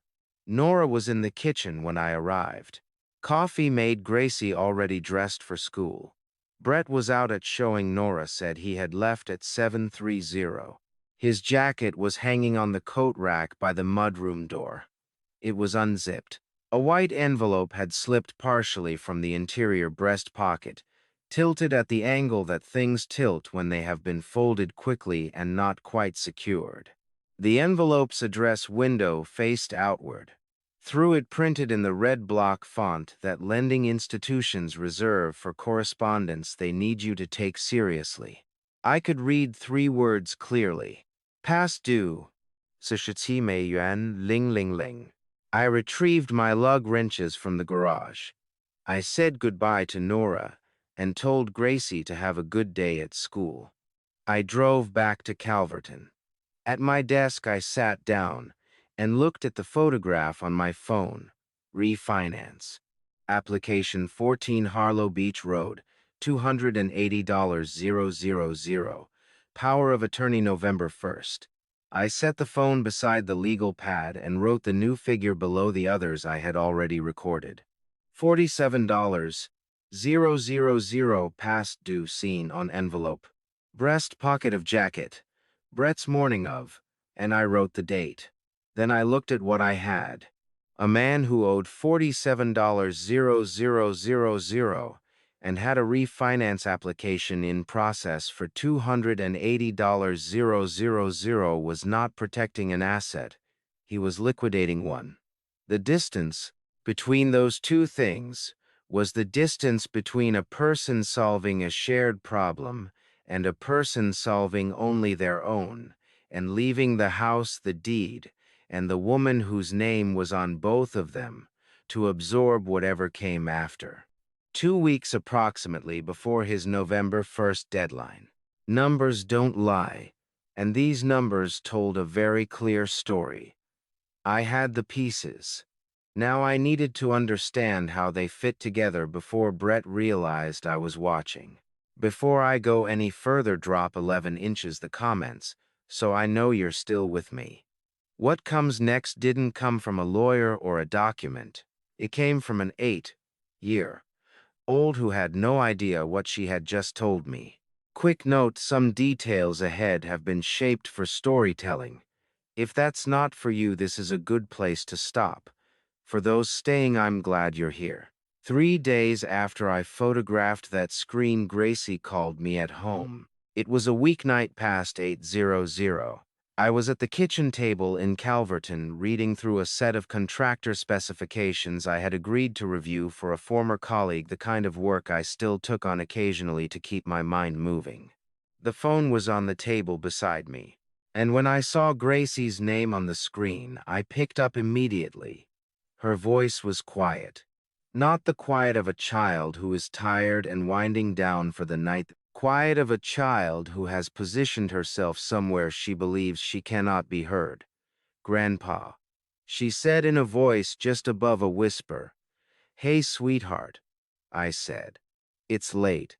Everything okay? I'm in my room." A pause. In the background, faintly, I could hear what sounded like a television, a low, constant murmur from somewhere else in the house. "I have to tell you something. I've been thinking about it for a while." I set down the specification sheets. "Go ahead," I said. "One time," she said, speaking quickly now, like a child reciting something they have rehearsed but are not entirely sure they have right. "One time I saw Dad put something in your coffee. A little white pill. He put it in when you were outside with Mom. I thought it was like the vitamins Mom takes in the morning. But..." She stopped. "I don't think it was a vitamin." I sat with that for a moment. "When was this, sweetheart?" I asked. My voice was steady. "I made sure of that. A few weeks ago," she said. "On a Saturday when you were here. Did you see it happen more than once?" A brief silence. "I think so. Maybe twice, but I'm not sure about the second time." "Okay," I said. "Thank you for telling me. You did exactly the right thing." I paused. "Is everything okay there tonight? Are you safe?" "Yeah," she said. "Dad's watching TV. He doesn't know I'm calling." "Good," I said. "Go to sleep, sweetheart. I love you." "Love you too, Grandpa." I sat at the kitchen table after I hung up and did not move for a while. I wasn't angry. Not yet. What I felt was something colder than anger. The particular stillness that comes when a thing you have been half suspecting becomes a thing you half know, and you understand that you cannot half know it anymore. I thought about the Saturday. Not all of them. The ones from April through August had been ordinary in the way that good mornings are ordinary. But the ones since September, since Brett had moved in with his suitcase and his easy smile and his fresh brewed coffee, I had come home from several of those feeling Not tired in the way of a long drive and an outdoor morning, but tired in the specific heavy way that arrives behind the eyes and settles in the joints and does not lift until after dark. I had attributed it to age. I was 68, and 68 has its own vocabulary of fatigue, and it had been easy convenient, even to let that vocabulary absorb what I was feeling, without asking whether something else was writing the words. I had blamed my age for something that had another explanation entirely. Diphenhydramine, the active ingredient in most over-the-counter sleep aids, is not detectable by taste in coffee. It dissolves cleanly. At double the standard dose, it produces pronounced drowsiness, cognitive slowing, and disorientation in older adults. It is the kind of medication that a person of 68, taking it unknowingly, might readily attribute to fatigue, to stress, to the ordinary accumulations of age. It would not make them unconscious. It would make them seem to anyone watching, to anyone waiting, like someone who was becoming less reliable, less sharp, less capable of managing their own affairs, less capable of evaluating a document before they signed it. I sat there in my kitchen in Calverton and understood with the cold precision that replaced emotion when the stakes were high enough what the coffee had been for. A power of attorney requires a competent signature. A man who appeared to be declining, who arrived to family gatherings tired and confused, who forgot details, who needed help, was a man whose family might reasonably begin making arrangements on his behalf. Arrangements that could include signing documents. It was not a complicated plan. It did not need to be. Simple plans executed consistently over enough time tend to work. I did not sleep that night. I sat at the table and read the specification sheets, without retaining a word of them, and sometime around midnight, I made myself a cup of tea and thought about what I had to do next. The next morning I drove to Harlow Beach earlier than usual. Brett was in the kitchen when I came through the door. Nora was getting Gracie ready for school upstairs. I could hear them moving around overhead, the particular rhythm of a school morning. Brett had coffee made. He poured a mug and set it on the counter in front of me in the same easy way he always did. And he said something about the weather turning cold. And I said yes, it had. I wrapped both hands around the mug. I let the warmth come through to my palms. Then I set it down. Doctor said I should cut back. I told him. Brett nodded. He did not press. He refilled his own cup and took it with him toward the living room, citing something on his phone, and was gone from the kitchen within 2 minutes. I waited until I heard the living room door pull mostly shut. Then I moved to the cabinet above the coffee maker, the one I had built into the design myself, positioned at Nora's eye level for ease, and I took out the canister Brett kept there. Dark roast, the same brand that had been in the house since September. I had already sent one sample to the lab. This was the second, a reserve, dated and sealed, kept in case the first was challenged or lost. I opened the Ziploc bag I had brought in my jacket pocket, transferred a portion of the grounds into it, sealed it, and wrote the date on the outside. I put the canister back exactly as I had found it. I had a sealed jar of coffee and a granddaughter who had told the truth because she didn't know it was a truth worth telling. Now I needed someone I could trust. The following afternoon, I drove to Harlow Beach, not to Nora's house. I parked in front of Audrey's. I had passed her driveway dozens of times over the past 7 months without giving it particular thought. A narrow gravel drive leading up to a white clapboard house, the same modest scale as the others. On this stretch of road, with a covered porch facing the water and a small garden along the south wall that she tended herself, despite having mentioned once that her knees had not been the same since she turned 60. The lights were on in the front room. I sat in the truck for a moment, then got out. She answered the door before I knocked. She had seen me pull up.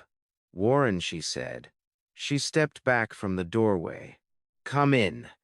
Audrey's front room was the room of a person who had spent a long professional life working with language and evidence. Two walls were shelved floor-to-ceiling legal texts, annotated volumes, a row of case reporters in faded green cloth bindings that I suspected she had carried from her courthouse office when she retired. A reading chair angled toward the window, a side table with a legal pad and a mechanical pencil.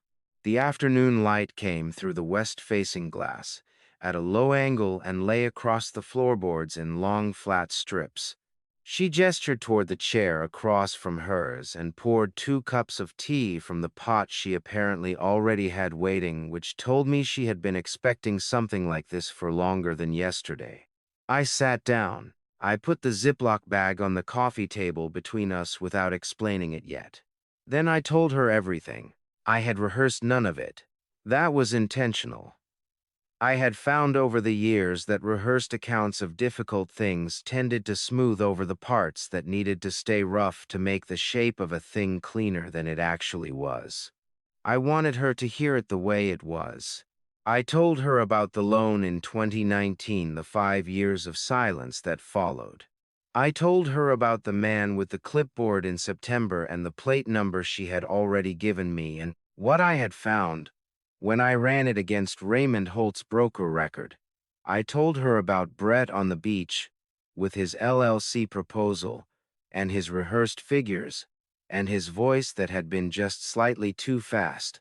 I told her about the laptop screen in the dark kitchen, the past due envelope in the coat pocket, the November 1st deadline. And then I told her about Gracie's phone call. When I finished, the room was quiet for a moment. Outside, the wind off the water moved. Through the grass along the south wall of the house, Audrey reached to the side table and picked up the legal pad. She turned it so I could see. 14 entries. Dates going back to the first week of September, written in the precise, compressed hand of someone who had spent decades taking notes in proceedings where every word mattered. September 4th. Gray sedan, unfamiliar, parked facing house, 7:40 a.m. Departed 8:15. September 10th. B. On back porch phone. Call approximately 40 minutes, voice audible from property line. September 17th. Virginia plate. And she had the same number I had. She had been watching longer than I had. She had simply been waiting until I came to her. "I spent 22 years on the circuit court," she said. 14 of those years I handled civil fraud cases. Property mostly. Deed transfers, forged POAs, manufactured in comp, agency claims. She set the legal pad down. "I know what the early stages look like." I asked her what she meant by manufactured incompetency. "Someone who needs a POA has to establish that the grantor is willing and capable," she said. "Or alternatively, that they are no longer capable and require assistance.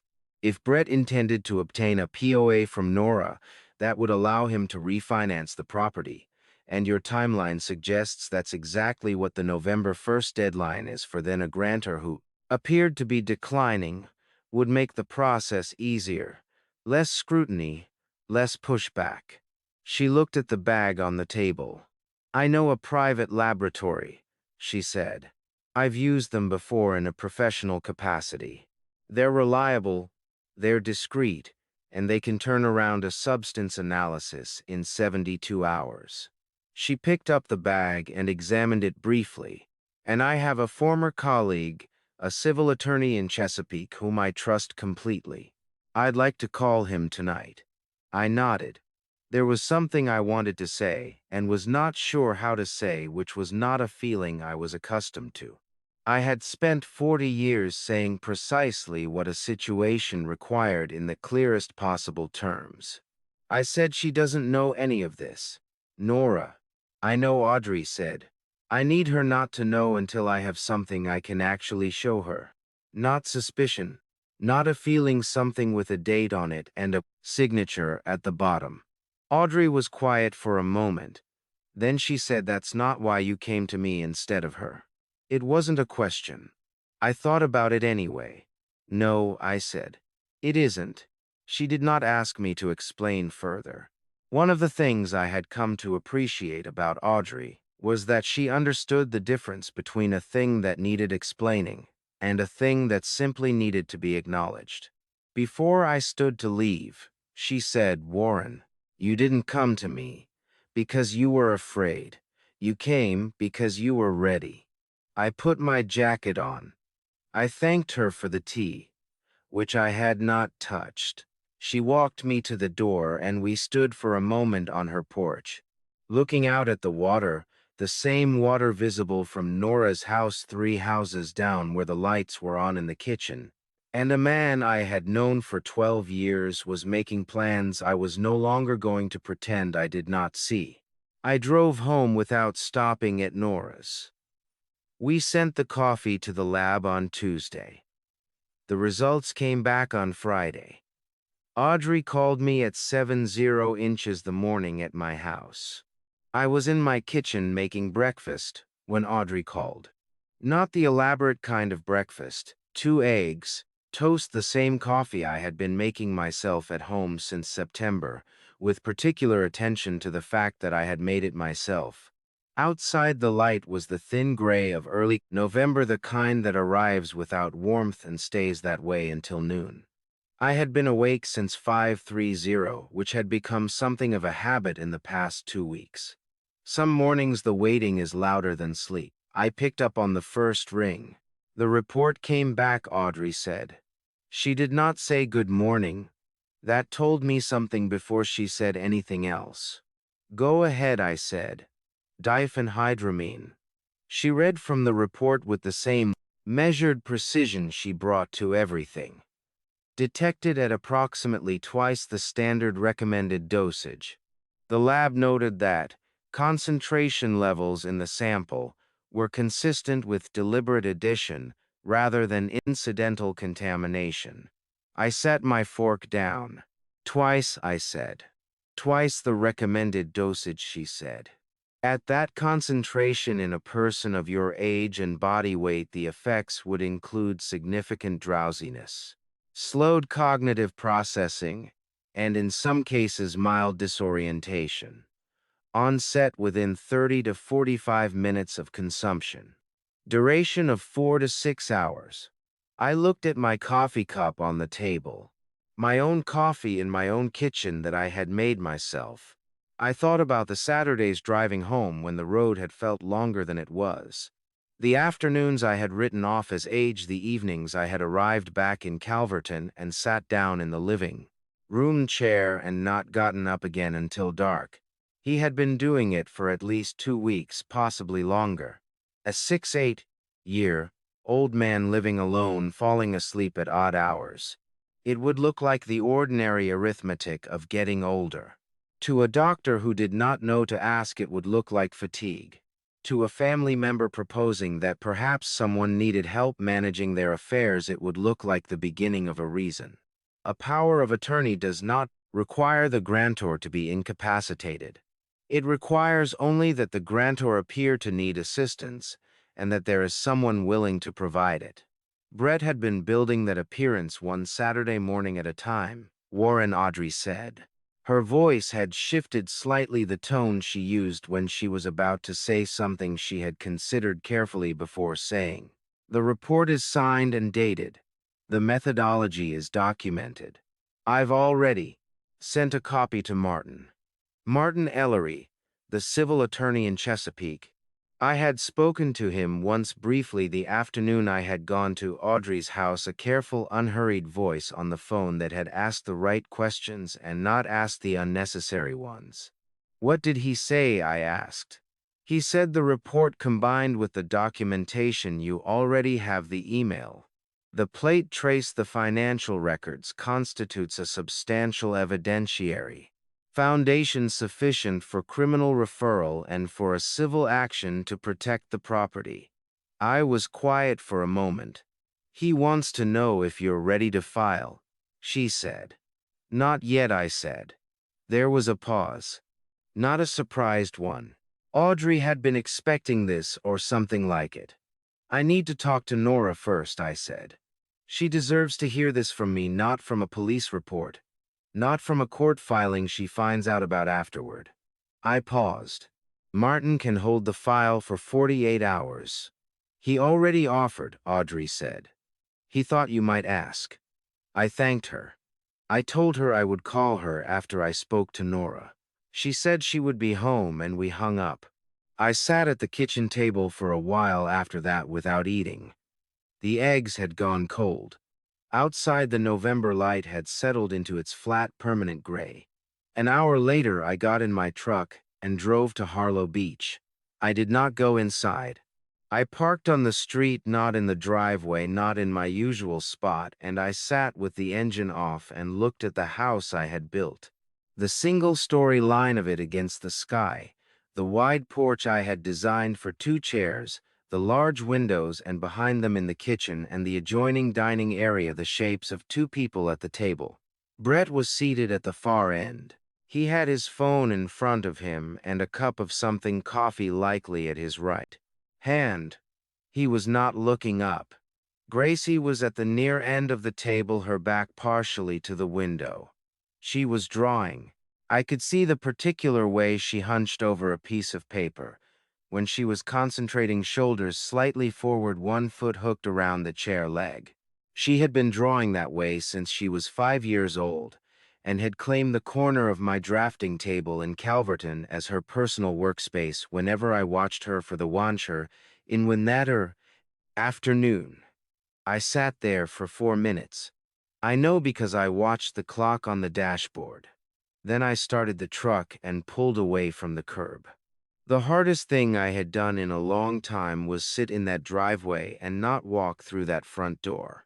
Not because I was afraid of what I would find inside, but because Gracie was at that table drawing in the particular way she drew, and the conversation I needed to have was not one that should happen anywhere near her. I drove back to Calverton and went to my office and sat at the desk with the legal pad in front of me. I had one more thing to do before I could face Brett. I had to talk to my daughter first. I had texted Nora from my house the night before. Can you meet me at the beach tomorrow morning early, before Brett wakes up? She replied 3 minutes later, I'll be there. Not what's wrong. Not is everything okay. Not can we just talk on the phone. 3 minutes and 4 words. And that was the end of the exchange. I had raised a practical woman, and in that moment I was more grateful for that fact than I had words for. I drove to Harlow Beach before the sun was up. I parked at the small public lot 2 blocks north of the house, and walked down to the water and stood there in the dark and the cold waiting. The beach at that hour in mid-November had the particular emptiness of a place that has not yet decided to be a place.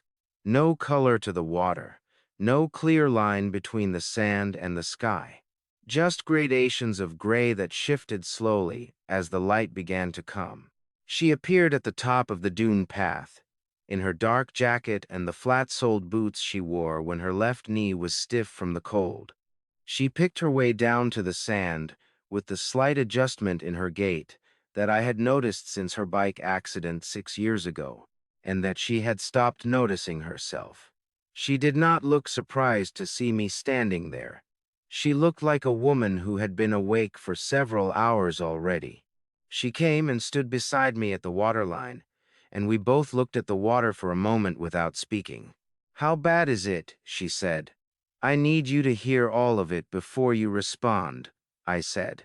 She turned slightly toward me. Okay, so I told her I had told it to Audrey 2 weeks before in a front room full of legal texts, and it had come out in pieces, then assembled as I went the way you assemble evidence when you are still not entirely certain of its full shape. This time I knew the shape. I told it in order from the beginning, without acceleration and without editorializing the loan from 2019 never repaid. The suitcase in September and Brett's question about the house's value on the porch that same afternoon. The man, with the clipboard on the Wednesday in mid-September. Light blue polo methodical gone before I could reach him. Raymond Holt, his broker license, his 3 years alongside Brett at Coastal Premium Properties.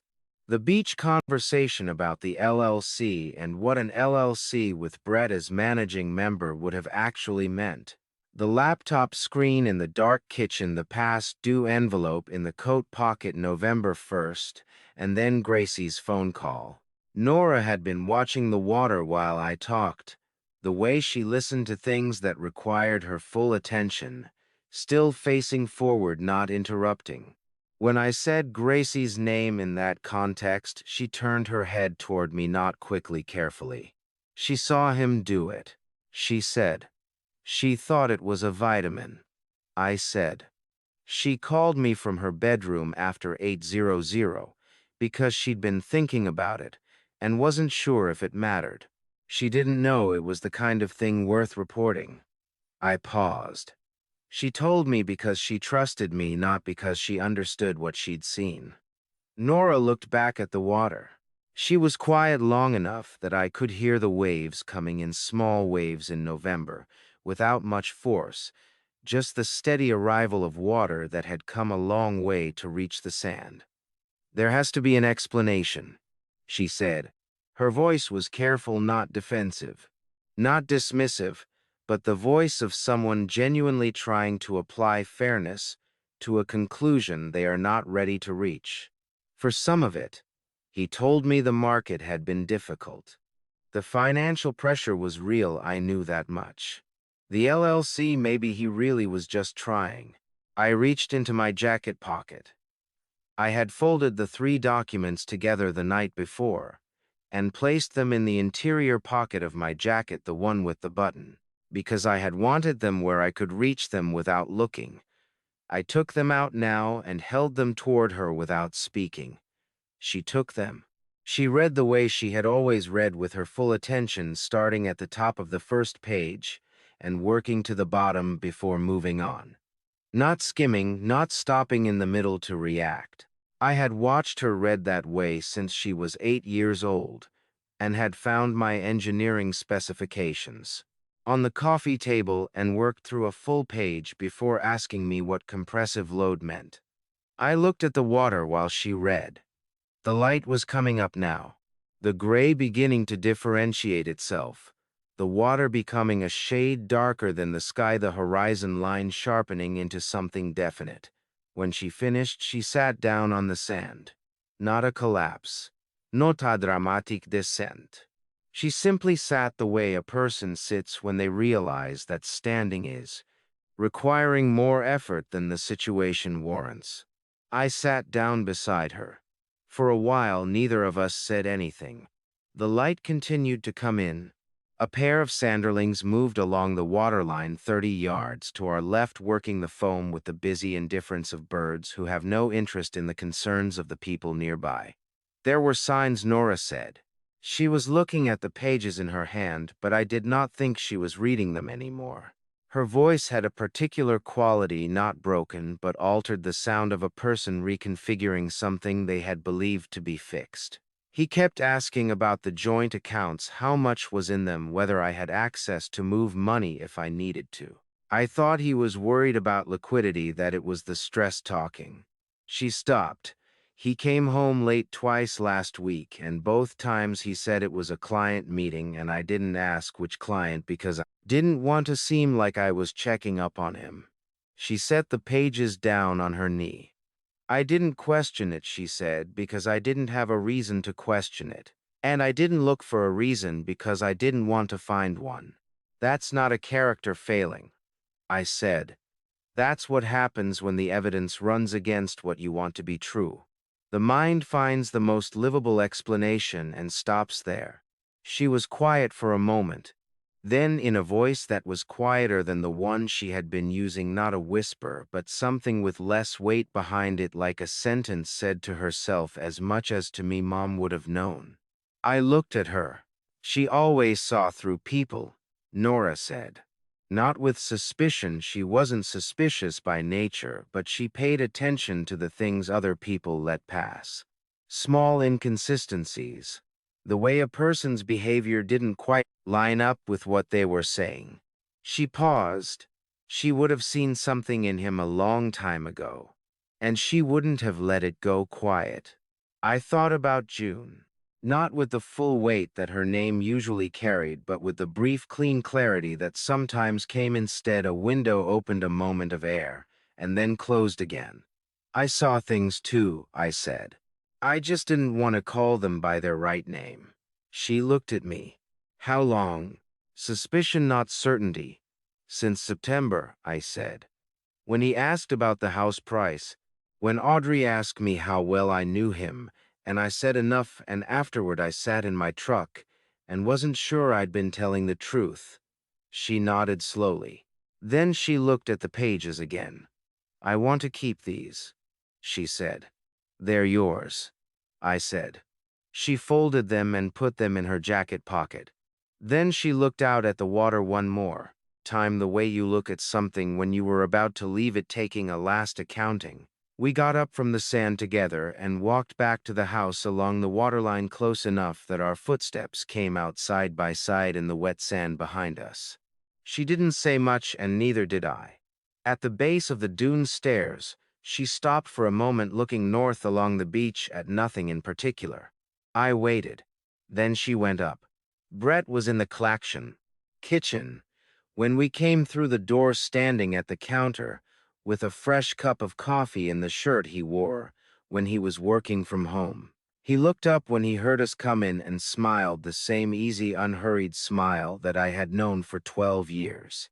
The one that arrived quickly and settled into place as if it had always been there. Morning, he said. You're both up early. He poured 2 cups and set them on the counter without being asked, the way he had been doing since September. That was the last morning he smiled in this house. Before I tell you what happened next morning, comment door below, because a door is about to close in this story, and nothing goes back after that. Note, what follows includes some reconstructed detail. The weight of it, though, is not fiction. We had arranged it the night before, Nora and I, over text, she inside the house and I sitting in my truck at the far end of Harlow Road, that we would do this together in the morning when Gracie was at Audrey's. I had parked down the street because I did not want Brett to see my truck in the driveway and adjust whatever he was doing before I came through the door.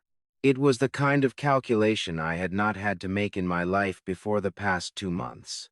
And I was aware of that, of how differently I was thinking now compared to 8 months ago when I had pulled into the ride. This no, yeah. No quoter. REAIOCON April Saturday, and watched a small girl run toward me across the grass. Audrey had taken Gracie by 7:30. I had called her the previous evening and said only that we would need Gracie out of the house for the morning. She had said, I'll pick her up at 7:15. She can help me with the garden. We had not discussed it further. I came through the front door at 8:00. Nora was in the kitchen, standing at the counter with a cup of coffee she was not drinking. She had dressed carefully, not for any formal reason, but in the way a person dresses when they want to feel like themselves, like someone who has made a decision and is standing inside it. She looked at me when I came in, and I gave her a single nod, and she gave one back. Brett was in the living room in the chair by the window. He had his phone face down on the arm of the chair and a cup of coffee on the side table, in the particular posture of a man who is pretending to be relaxed. He had not yet understood the quality of the morning was different, or perhaps he had begun to suspect it and had not yet decided how to respond. Warren, he said with the easy smile. Why, you're up early. I need a few minutes, I said. With both of you at the table.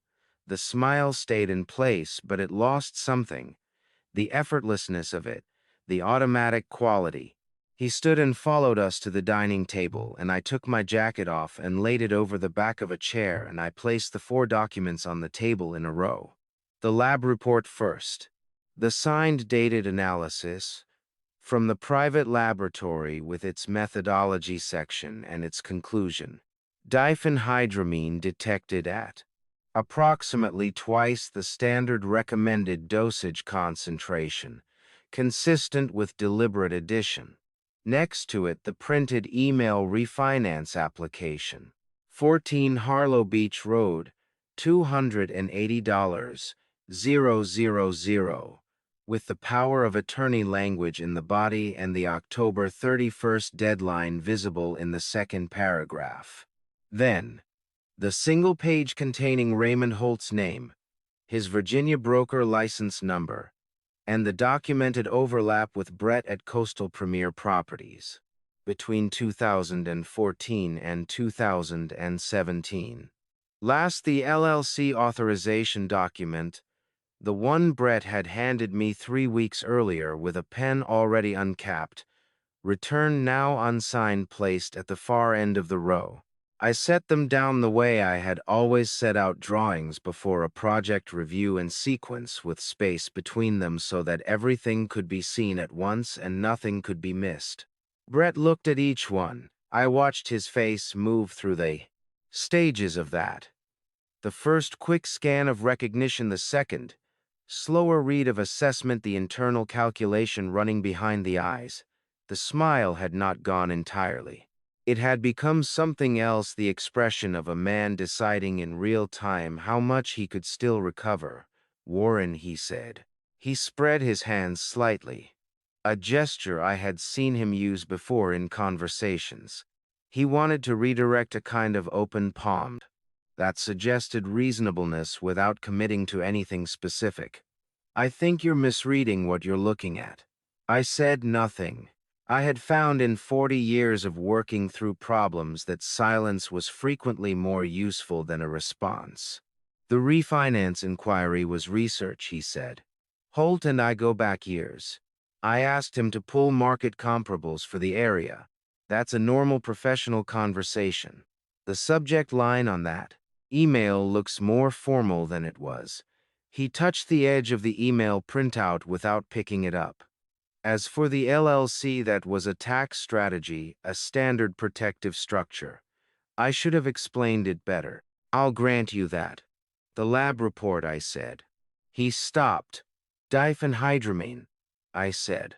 At twice the recommended dose in coffee taken from this kitchen. I looked at him steadily. I'm 68 years old, and I've been driving home from this house on Saturdays, feeling like I was 20 years older than I am. I've been attributing it to my age. I paused. I know now that was an error in attribution. Something changed in his face. Not guilt, at least not the kind that looks like remorse, the kind that looks like a person recalculating what is still possible. He turned to Nora. Nora, he said. His voice had shifted registers lower, the tone he used when he wanted to be believed. Come on, you know me. Whatever conclusions your father has drawn from, don't, Nora said. One word. No raised voice. No trembling. Samhain. Just the flat, settled weight of someone who has already finished the conversation Brett was trying to start. He looked at her for a moment. She did not look away.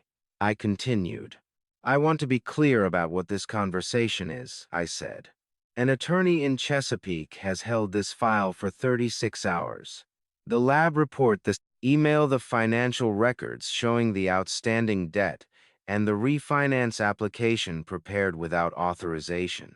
The plate trace connecting Raymond Holt to this address in September. I let that sit for a moment. This is not a conversation about whether these things happened. That question has already been answered. This is a conversation about what happens next. Brett set his coffee cup down on the table. He did not speak for a moment. The ease that had been part of his physical presence since September, the settled proprietary comfort of a man who believed he had control of the situation, had gone out of him. Not dramatically. Not all at once. The way heat leaves a room when a window is opened steadily without announcement until the difference is undeniable. He looked at the documents on the table. He looked at me. He looked once at Nora and then away because she was still not looking away from him. And that particular steadiness was, I think, the thing he had not prepared for. He had prepared for Warren. He had not fully prepared for Nora. "You have no idea," he said, finally, "what I've been managing. The debt, the market, the position I was in." His voice had changed again. Not the calculating register now. Not the reasonable appeal. Something more unguarded. I wasn't trying to hurt anyone. I was trying to solve a problem. "With my daughter's house," I said. He had no answer to that. The sentence did not require one. He stood up from the table.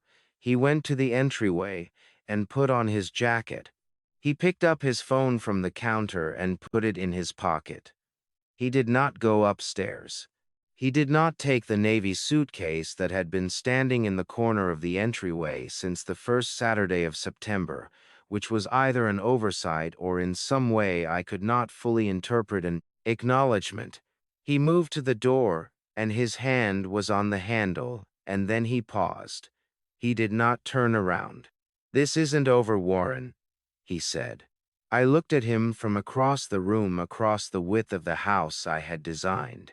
The pine floors I had specified and sourced and watched go down board by board over through the glass falling across the table, and the documents, and the two of us who remained. "You're right," I said. "It isn't, but your part in it is." He opened the door and walked out. It closed behind him, not slammed, not eased shut with excessive care.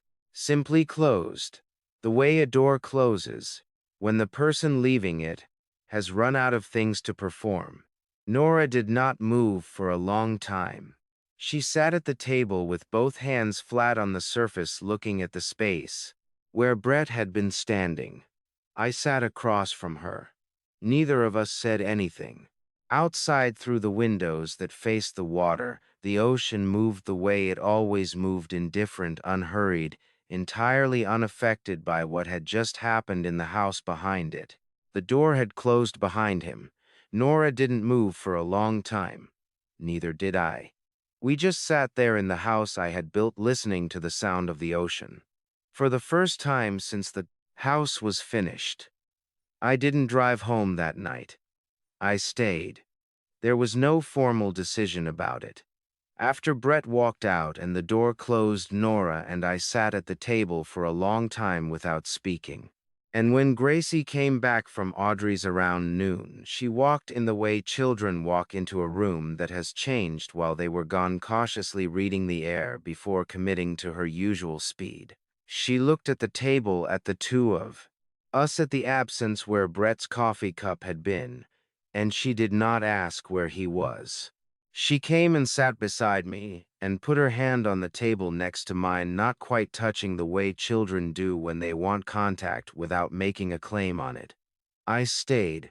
I slept in the room Nora had set up for guests, the one with the east-facing window where the light came in early in a way that was different from my house in Calverton, warmer and more salt-weighted, carrying the sound of the water. I had designed that window myself 3 years ago at my drafting table, angling it to catch the morning light. I had not anticipated sleeping in the room behind it. The days that followed had a specific quality I had not anticipated. Not grief exactly, and not relief, but something that combined elements of both without being cleanly either one. Nora went to work on the second day because she is a teacher, and her students were there whether or not her life had rearranged itself. And she came home in the afternoon with the particular exhaustion of someone who has held a professional face in place for 8 hours. Gracie went to school. I drove her both days, and she sat in the passenger seat of my truck and talked about things that were not the situation, which I understood was how she was managing it. On the third evening, after Gracie was in bed, Nora and I sat on the front porch with tea and looked at the water. "I should have seen it," she said. "You saw what he wanted you to see," I said. "That isn't the same thing." She was quiet for a moment. I knew something was off. I told myself it was the market pressure that he was just closed off because of stress. She held her cup in both hands the way Audrey did when she was thinking. I kept explaining it away because explaining it away was easier than the alternative. That's what people do, I said. It's not a failure of intelligence. It's what happens when the evidence conflicts with what you want to be true. She looked at me for a moment in the specific way she had looked at me since she was a child. The look that meant she was accepting something, not just hearing it. Audrey came by on the fourth morning. She sat at the kitchen table with a cup of coffee, Nora's pot, the left one, and she told us what Martin Ellery had set in motion. The criminal referral had been filed with the Commonwealth's attorney for the county. The evidence package, lab report, email documentation, plate trace financial records had been formally submitted.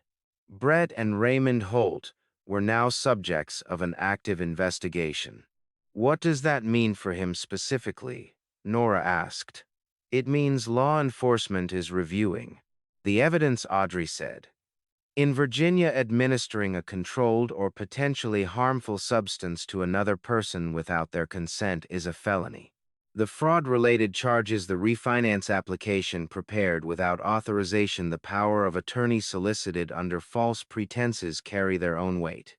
Martin expects formal charges within a few weeks. Travel restrictions, I asked.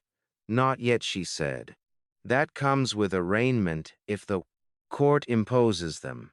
Until formal charges are filed, he can move freely. But Martin has notified his counsel. She looked at me over the rim of her cup. Brett retained an attorney yesterday afternoon, she said, which is what a person does when they know what's coming. I nodded.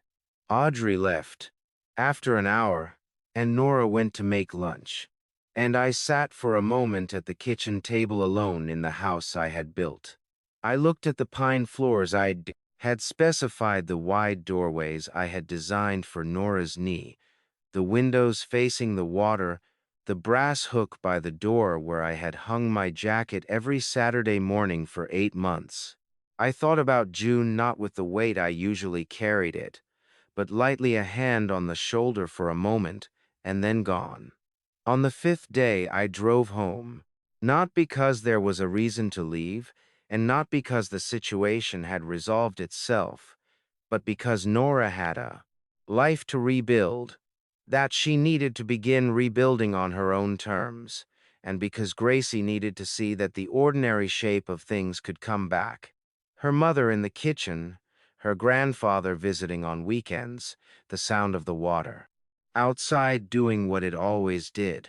I was not the variable that needed to be permanent. I was the one that needed to stay consistent. I pulled into my carport in Calverton just before noon and stood in the kitchen of my own house, the modest 2-bedroom with a yellow door that Gracie had never fully understood. It was quiet in the way it had always been quiet, but it felt less like absence than it used to. I could not have said precisely why. On the kitchen counter where I had placed it months ago was the first drawing Gracie had given me, the 3 crayon figures at the water's edge with the word June in the upper corner. I had kept it there since September, slightly curled at one edge from the humidity. Beside it now I set the new one, the one Audrey had handed me as I was leaving that morning, saying Gracie had asked her to pass it along. A house, not my house in Calverton, but the beach house. The wide single-story line of it, the big windows, the porch, in front of it, the water, above it a sky with clouds that had faces drawn in them in the particular way Gracie drew faces, 2 dots and a line. No people on the beach, no figures missing, just the house and the water and the sky complete in itself. No Brett, no gap where he had been. Nothing absent. I stood there and looked at both drawings for a while. The legal part of this story didn't wait for the emotions to settle, and Audrey's attorney had already begun moving. December at Harlow Beach was cold and gray, and the law moved slowly, even when everything else wanted to run. That month I drove the 25 minutes between Calverton and the coast more times than I could count. The first meeting with Martin Ellery was on a Tuesday morning in early December in his office in Chesapeake, a fourth-floor suite in a building that smelled of carpet cleaner and old coffee, the particular combination of smells. Serious work accumulates over time. He was a compact man in his late 50s, with reading glasses he kept taking on and off, and he had the quality of a person who had spent decades in courtrooms learning that the most useful thing he could do was not fill silence unnecessarily. I liked him immediately. He walked us through what he had submitted and what he expected to follow. Martin had submitted the full evidence package to the Commonwealth's attorney for the county, the lab report, the email documentation, the financial records, the broker license. Cross-reference, establishing the connection between Brett and Raymond Holt. The Commonwealth's attorney had accepted the referral and was preparing formal charges on two primary counts. The first was administering a harmful substance without consent, a felony under Virginia law carrying a sentence of up to 5 years. The second was forgery and uttering related to the fraudulent preparation of power of attorney documents for property. Purposes a Class 5 felony carrying up to 10 years. Raymond Holt faced conspiracy charges as a co-defendant. Arraignment was expected within 3 to 4 weeks. At that point, the court would consider travel restrictions. He retained counsel the day after the confrontation, Martin said. His attorney has been in contact with my office. They're aware of the evidentiary position. I asked what that meant practically. It means they know what we have, he said. People make different decisions when they know what the evidence looks like. Aye. Nora sat beside me through most of that meeting without speaking, which was her way of absorbing information. She had been that way since grade school. The child who listened completely before asking the single most useful question. When Martin finished, she asked, "How long does all of this take?" Criminal proceedings in Virginia at this scale typically resolve within 6 to 12 months of formal charges, he said. It may be less depending on how his counsel advises him to proceed. She nodded once, then she asked another question, not to Martin but to me quietly as we were putting on our coats to leave. "Lexi, will you come with me to one more office?" The second office was 3 blocks away.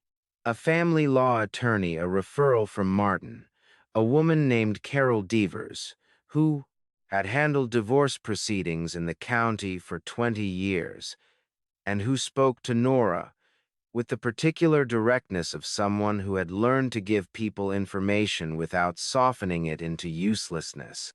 I sat in the waiting room while Nora was inside. I read a magazine I did not retain a word of, and looked out the window at the gray December street, and thought about nothing specific. Nora came out 40 minutes later. She had the particular look of a person who has just signed something significant, not relieved, not distressed, settled.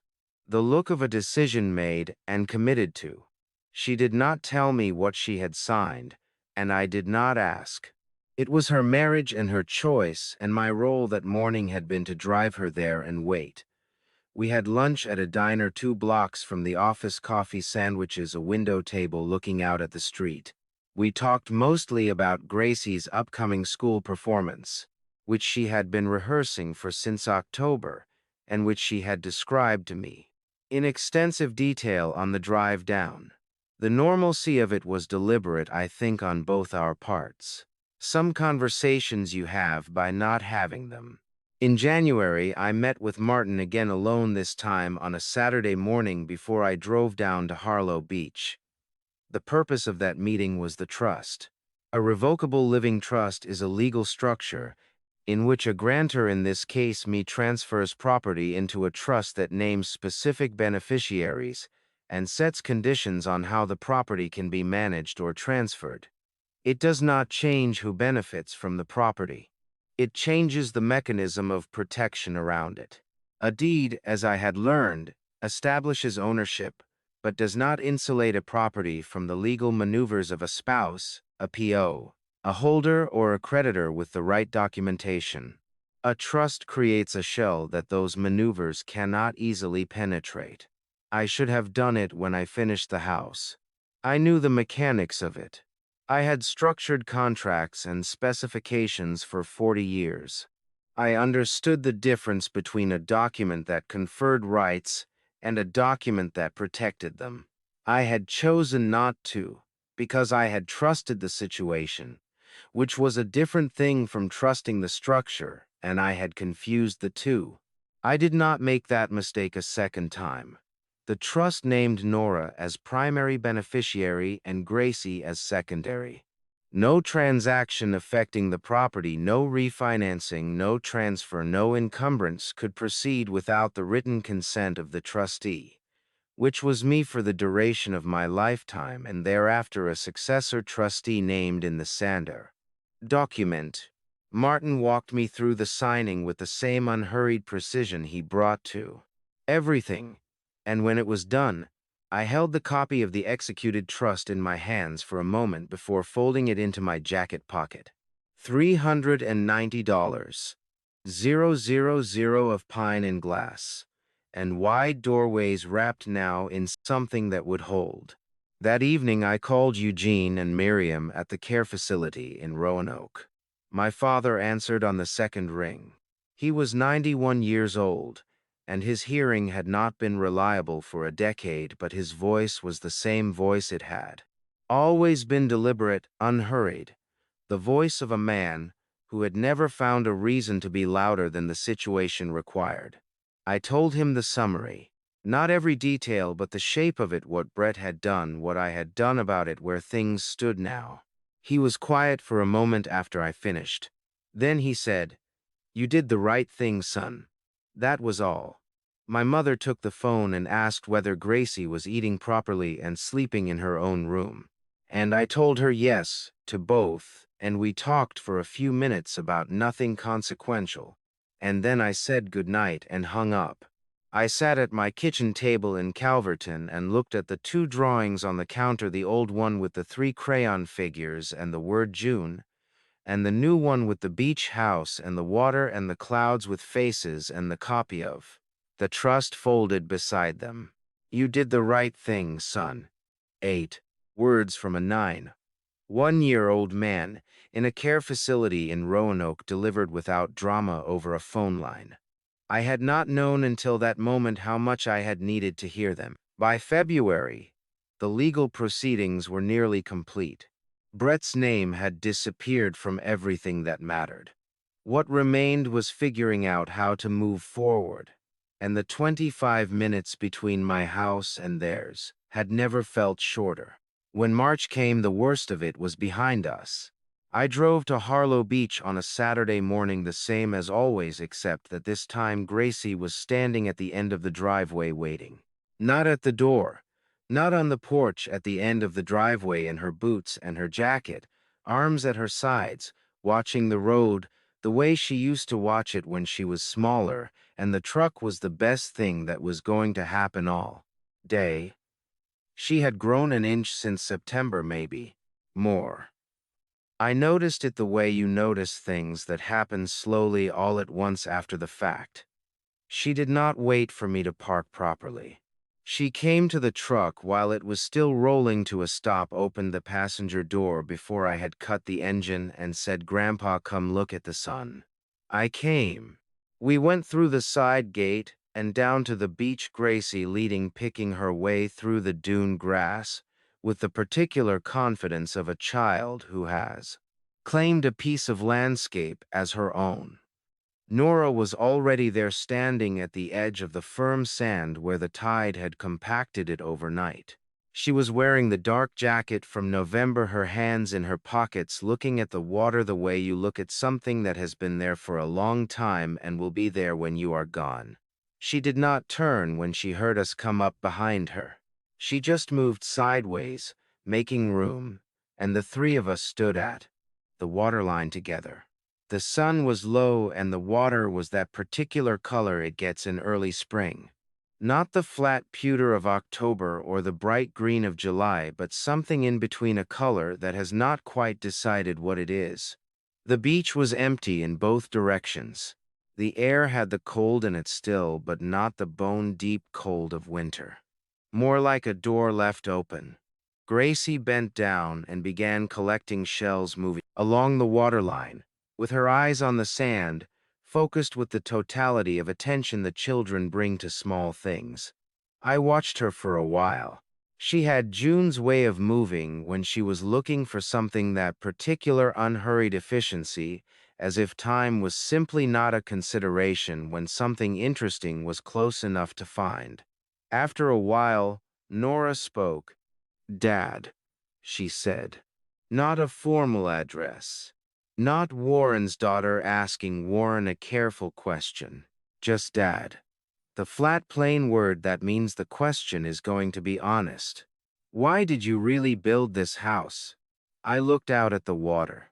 I had given the answer in pieces over months, in ways that were all true but also incomplete. The knee, the stairs, the windows, for the light, June's wish. All of those things were accurate. None of them were the whole answer. "Because June asked me to take care of you," I said, "and I didn't know any other way to do it." Nora was quiet beside me for a moment. Then she reached over and took my hand, at the way a child takes a hand, but the way an adult does when the words are insufficient and the gesture is the more honest language. We stood like that for a while without speaking. Gracie had moved 20 yards down the beach. She was holding something up to the light, a shell or a piece of sea glass, something small that warranted examination. Then she turned and ran back toward us, in the particular way she ran when she was happy and didn't need a reason. Arms slightly out, boots hitting the wet sand with a sound like small punctuation marks. For a moment, in the angle of the light and the way she moved, she looked so much like June that I felt it in the chest, a sharp, clean ache that arrived and then was gone, the way a sound is gone after it finishes. Not grief, not anymore. Something else, recognition maybe. The specific comfort of seeing a face you love continue in a face you love. Then she reached us and threw herself against my side and said breathlessly that she had found a whelk shell with both ends still intact, which was apparently rare. And could she put it on the kitchen windowsill? And Nora said yes before I could respond. We stayed on the beach until the sun was fully up, and the cold was something to walk through rather than stand in. On the way back to the house, we passed Audrey's porch. She was there in her usual chair with her usual cup, and she raised a hand when she saw us. I raised mine back. That was sufficient. In the kitchen, Nora made breakfast and Gracie set the table without being asked, which she did approximately once every 3 weeks and which Nora and I both pretended was entirely normal so as not to disrupt the pattern. I sat at the end of the table and drank coffee. Nora's coffee, the pot on the left, and I looked at the house I had built from the inside, the pine floors, the wide doorways, the window above the sink that caught the morning light and held it. I left in the early afternoon. Nora walked me out to the truck. She said she was thinking of calling the school about a different committee, something that would take her out of the classroom. One afternoon a week and into something new, and I said that sounded right. We talked for a minute about Gracie's whelk shell, which had already been placed on the kitchen windowsill in the position of maximum visibility. Then I got in the truck, and she went back inside, and I watched the door close in the rearview mirror as I pulled out of the driveway. The drive north on Route 17 took 25 minutes, the same as always. I had the window down slightly, and the air coming in still carried salt from the coast, thinner than at the beach, but there a trace of it. I came home to the yellow door and the quiet kitchen and the 2 drawings on the counter. I put the kettle on and then didn't make tea. Just stood there looking at the drawings while the kettle came to temperature. The old one with the 3 crayon figures and the word June, and the newer one with the beach house and the faces in the clouds. I sat down at the table, and I understood, sitting there with the salt air still faint in the room, that this was the morning I had been thinking of when I started telling you this story. The porch at sunrise, the photograph of June on the side table, the house I had built for someone else. This is where the story ends, I had said then. But to understand why I'm sitting here this morning, you have to let me take you back to the beginning. Now you have been there. Now you are back. I built that house to keep a promise. It turns out the house kept something for me too, even from 25 minutes away. I built a house thinking a deed was enough to protect the people I loved. I was wrong.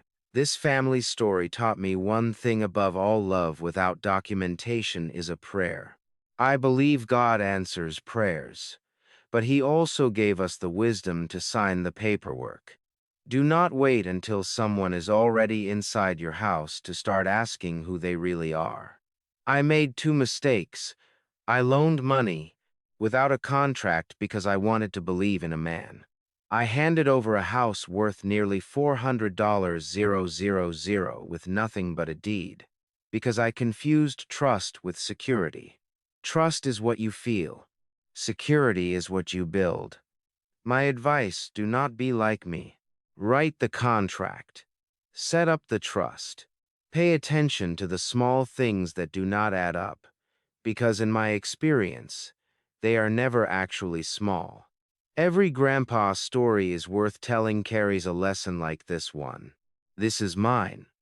That is my personal view, and I stand by it. Every family story has a moment where someone should have looked more carefully and did not. I hope this family story saves someone else from the same mistake. This has been One Man's Grandpa Stories, nothing more, nothing less. If it moved you, share it with someone who needs to hear it. Leave a comment and tell me what stayed with you. And if you want more grandpa stories told the way real life feels, subscribe and stay close. Thank you for staying until the very end. It means more than you know. The stories ahead contain fictional elements built for reflection and understanding. If that is not what you are looking for, this is a good place to step away. No judgment, only respect. For those who stay, I am glad you are here.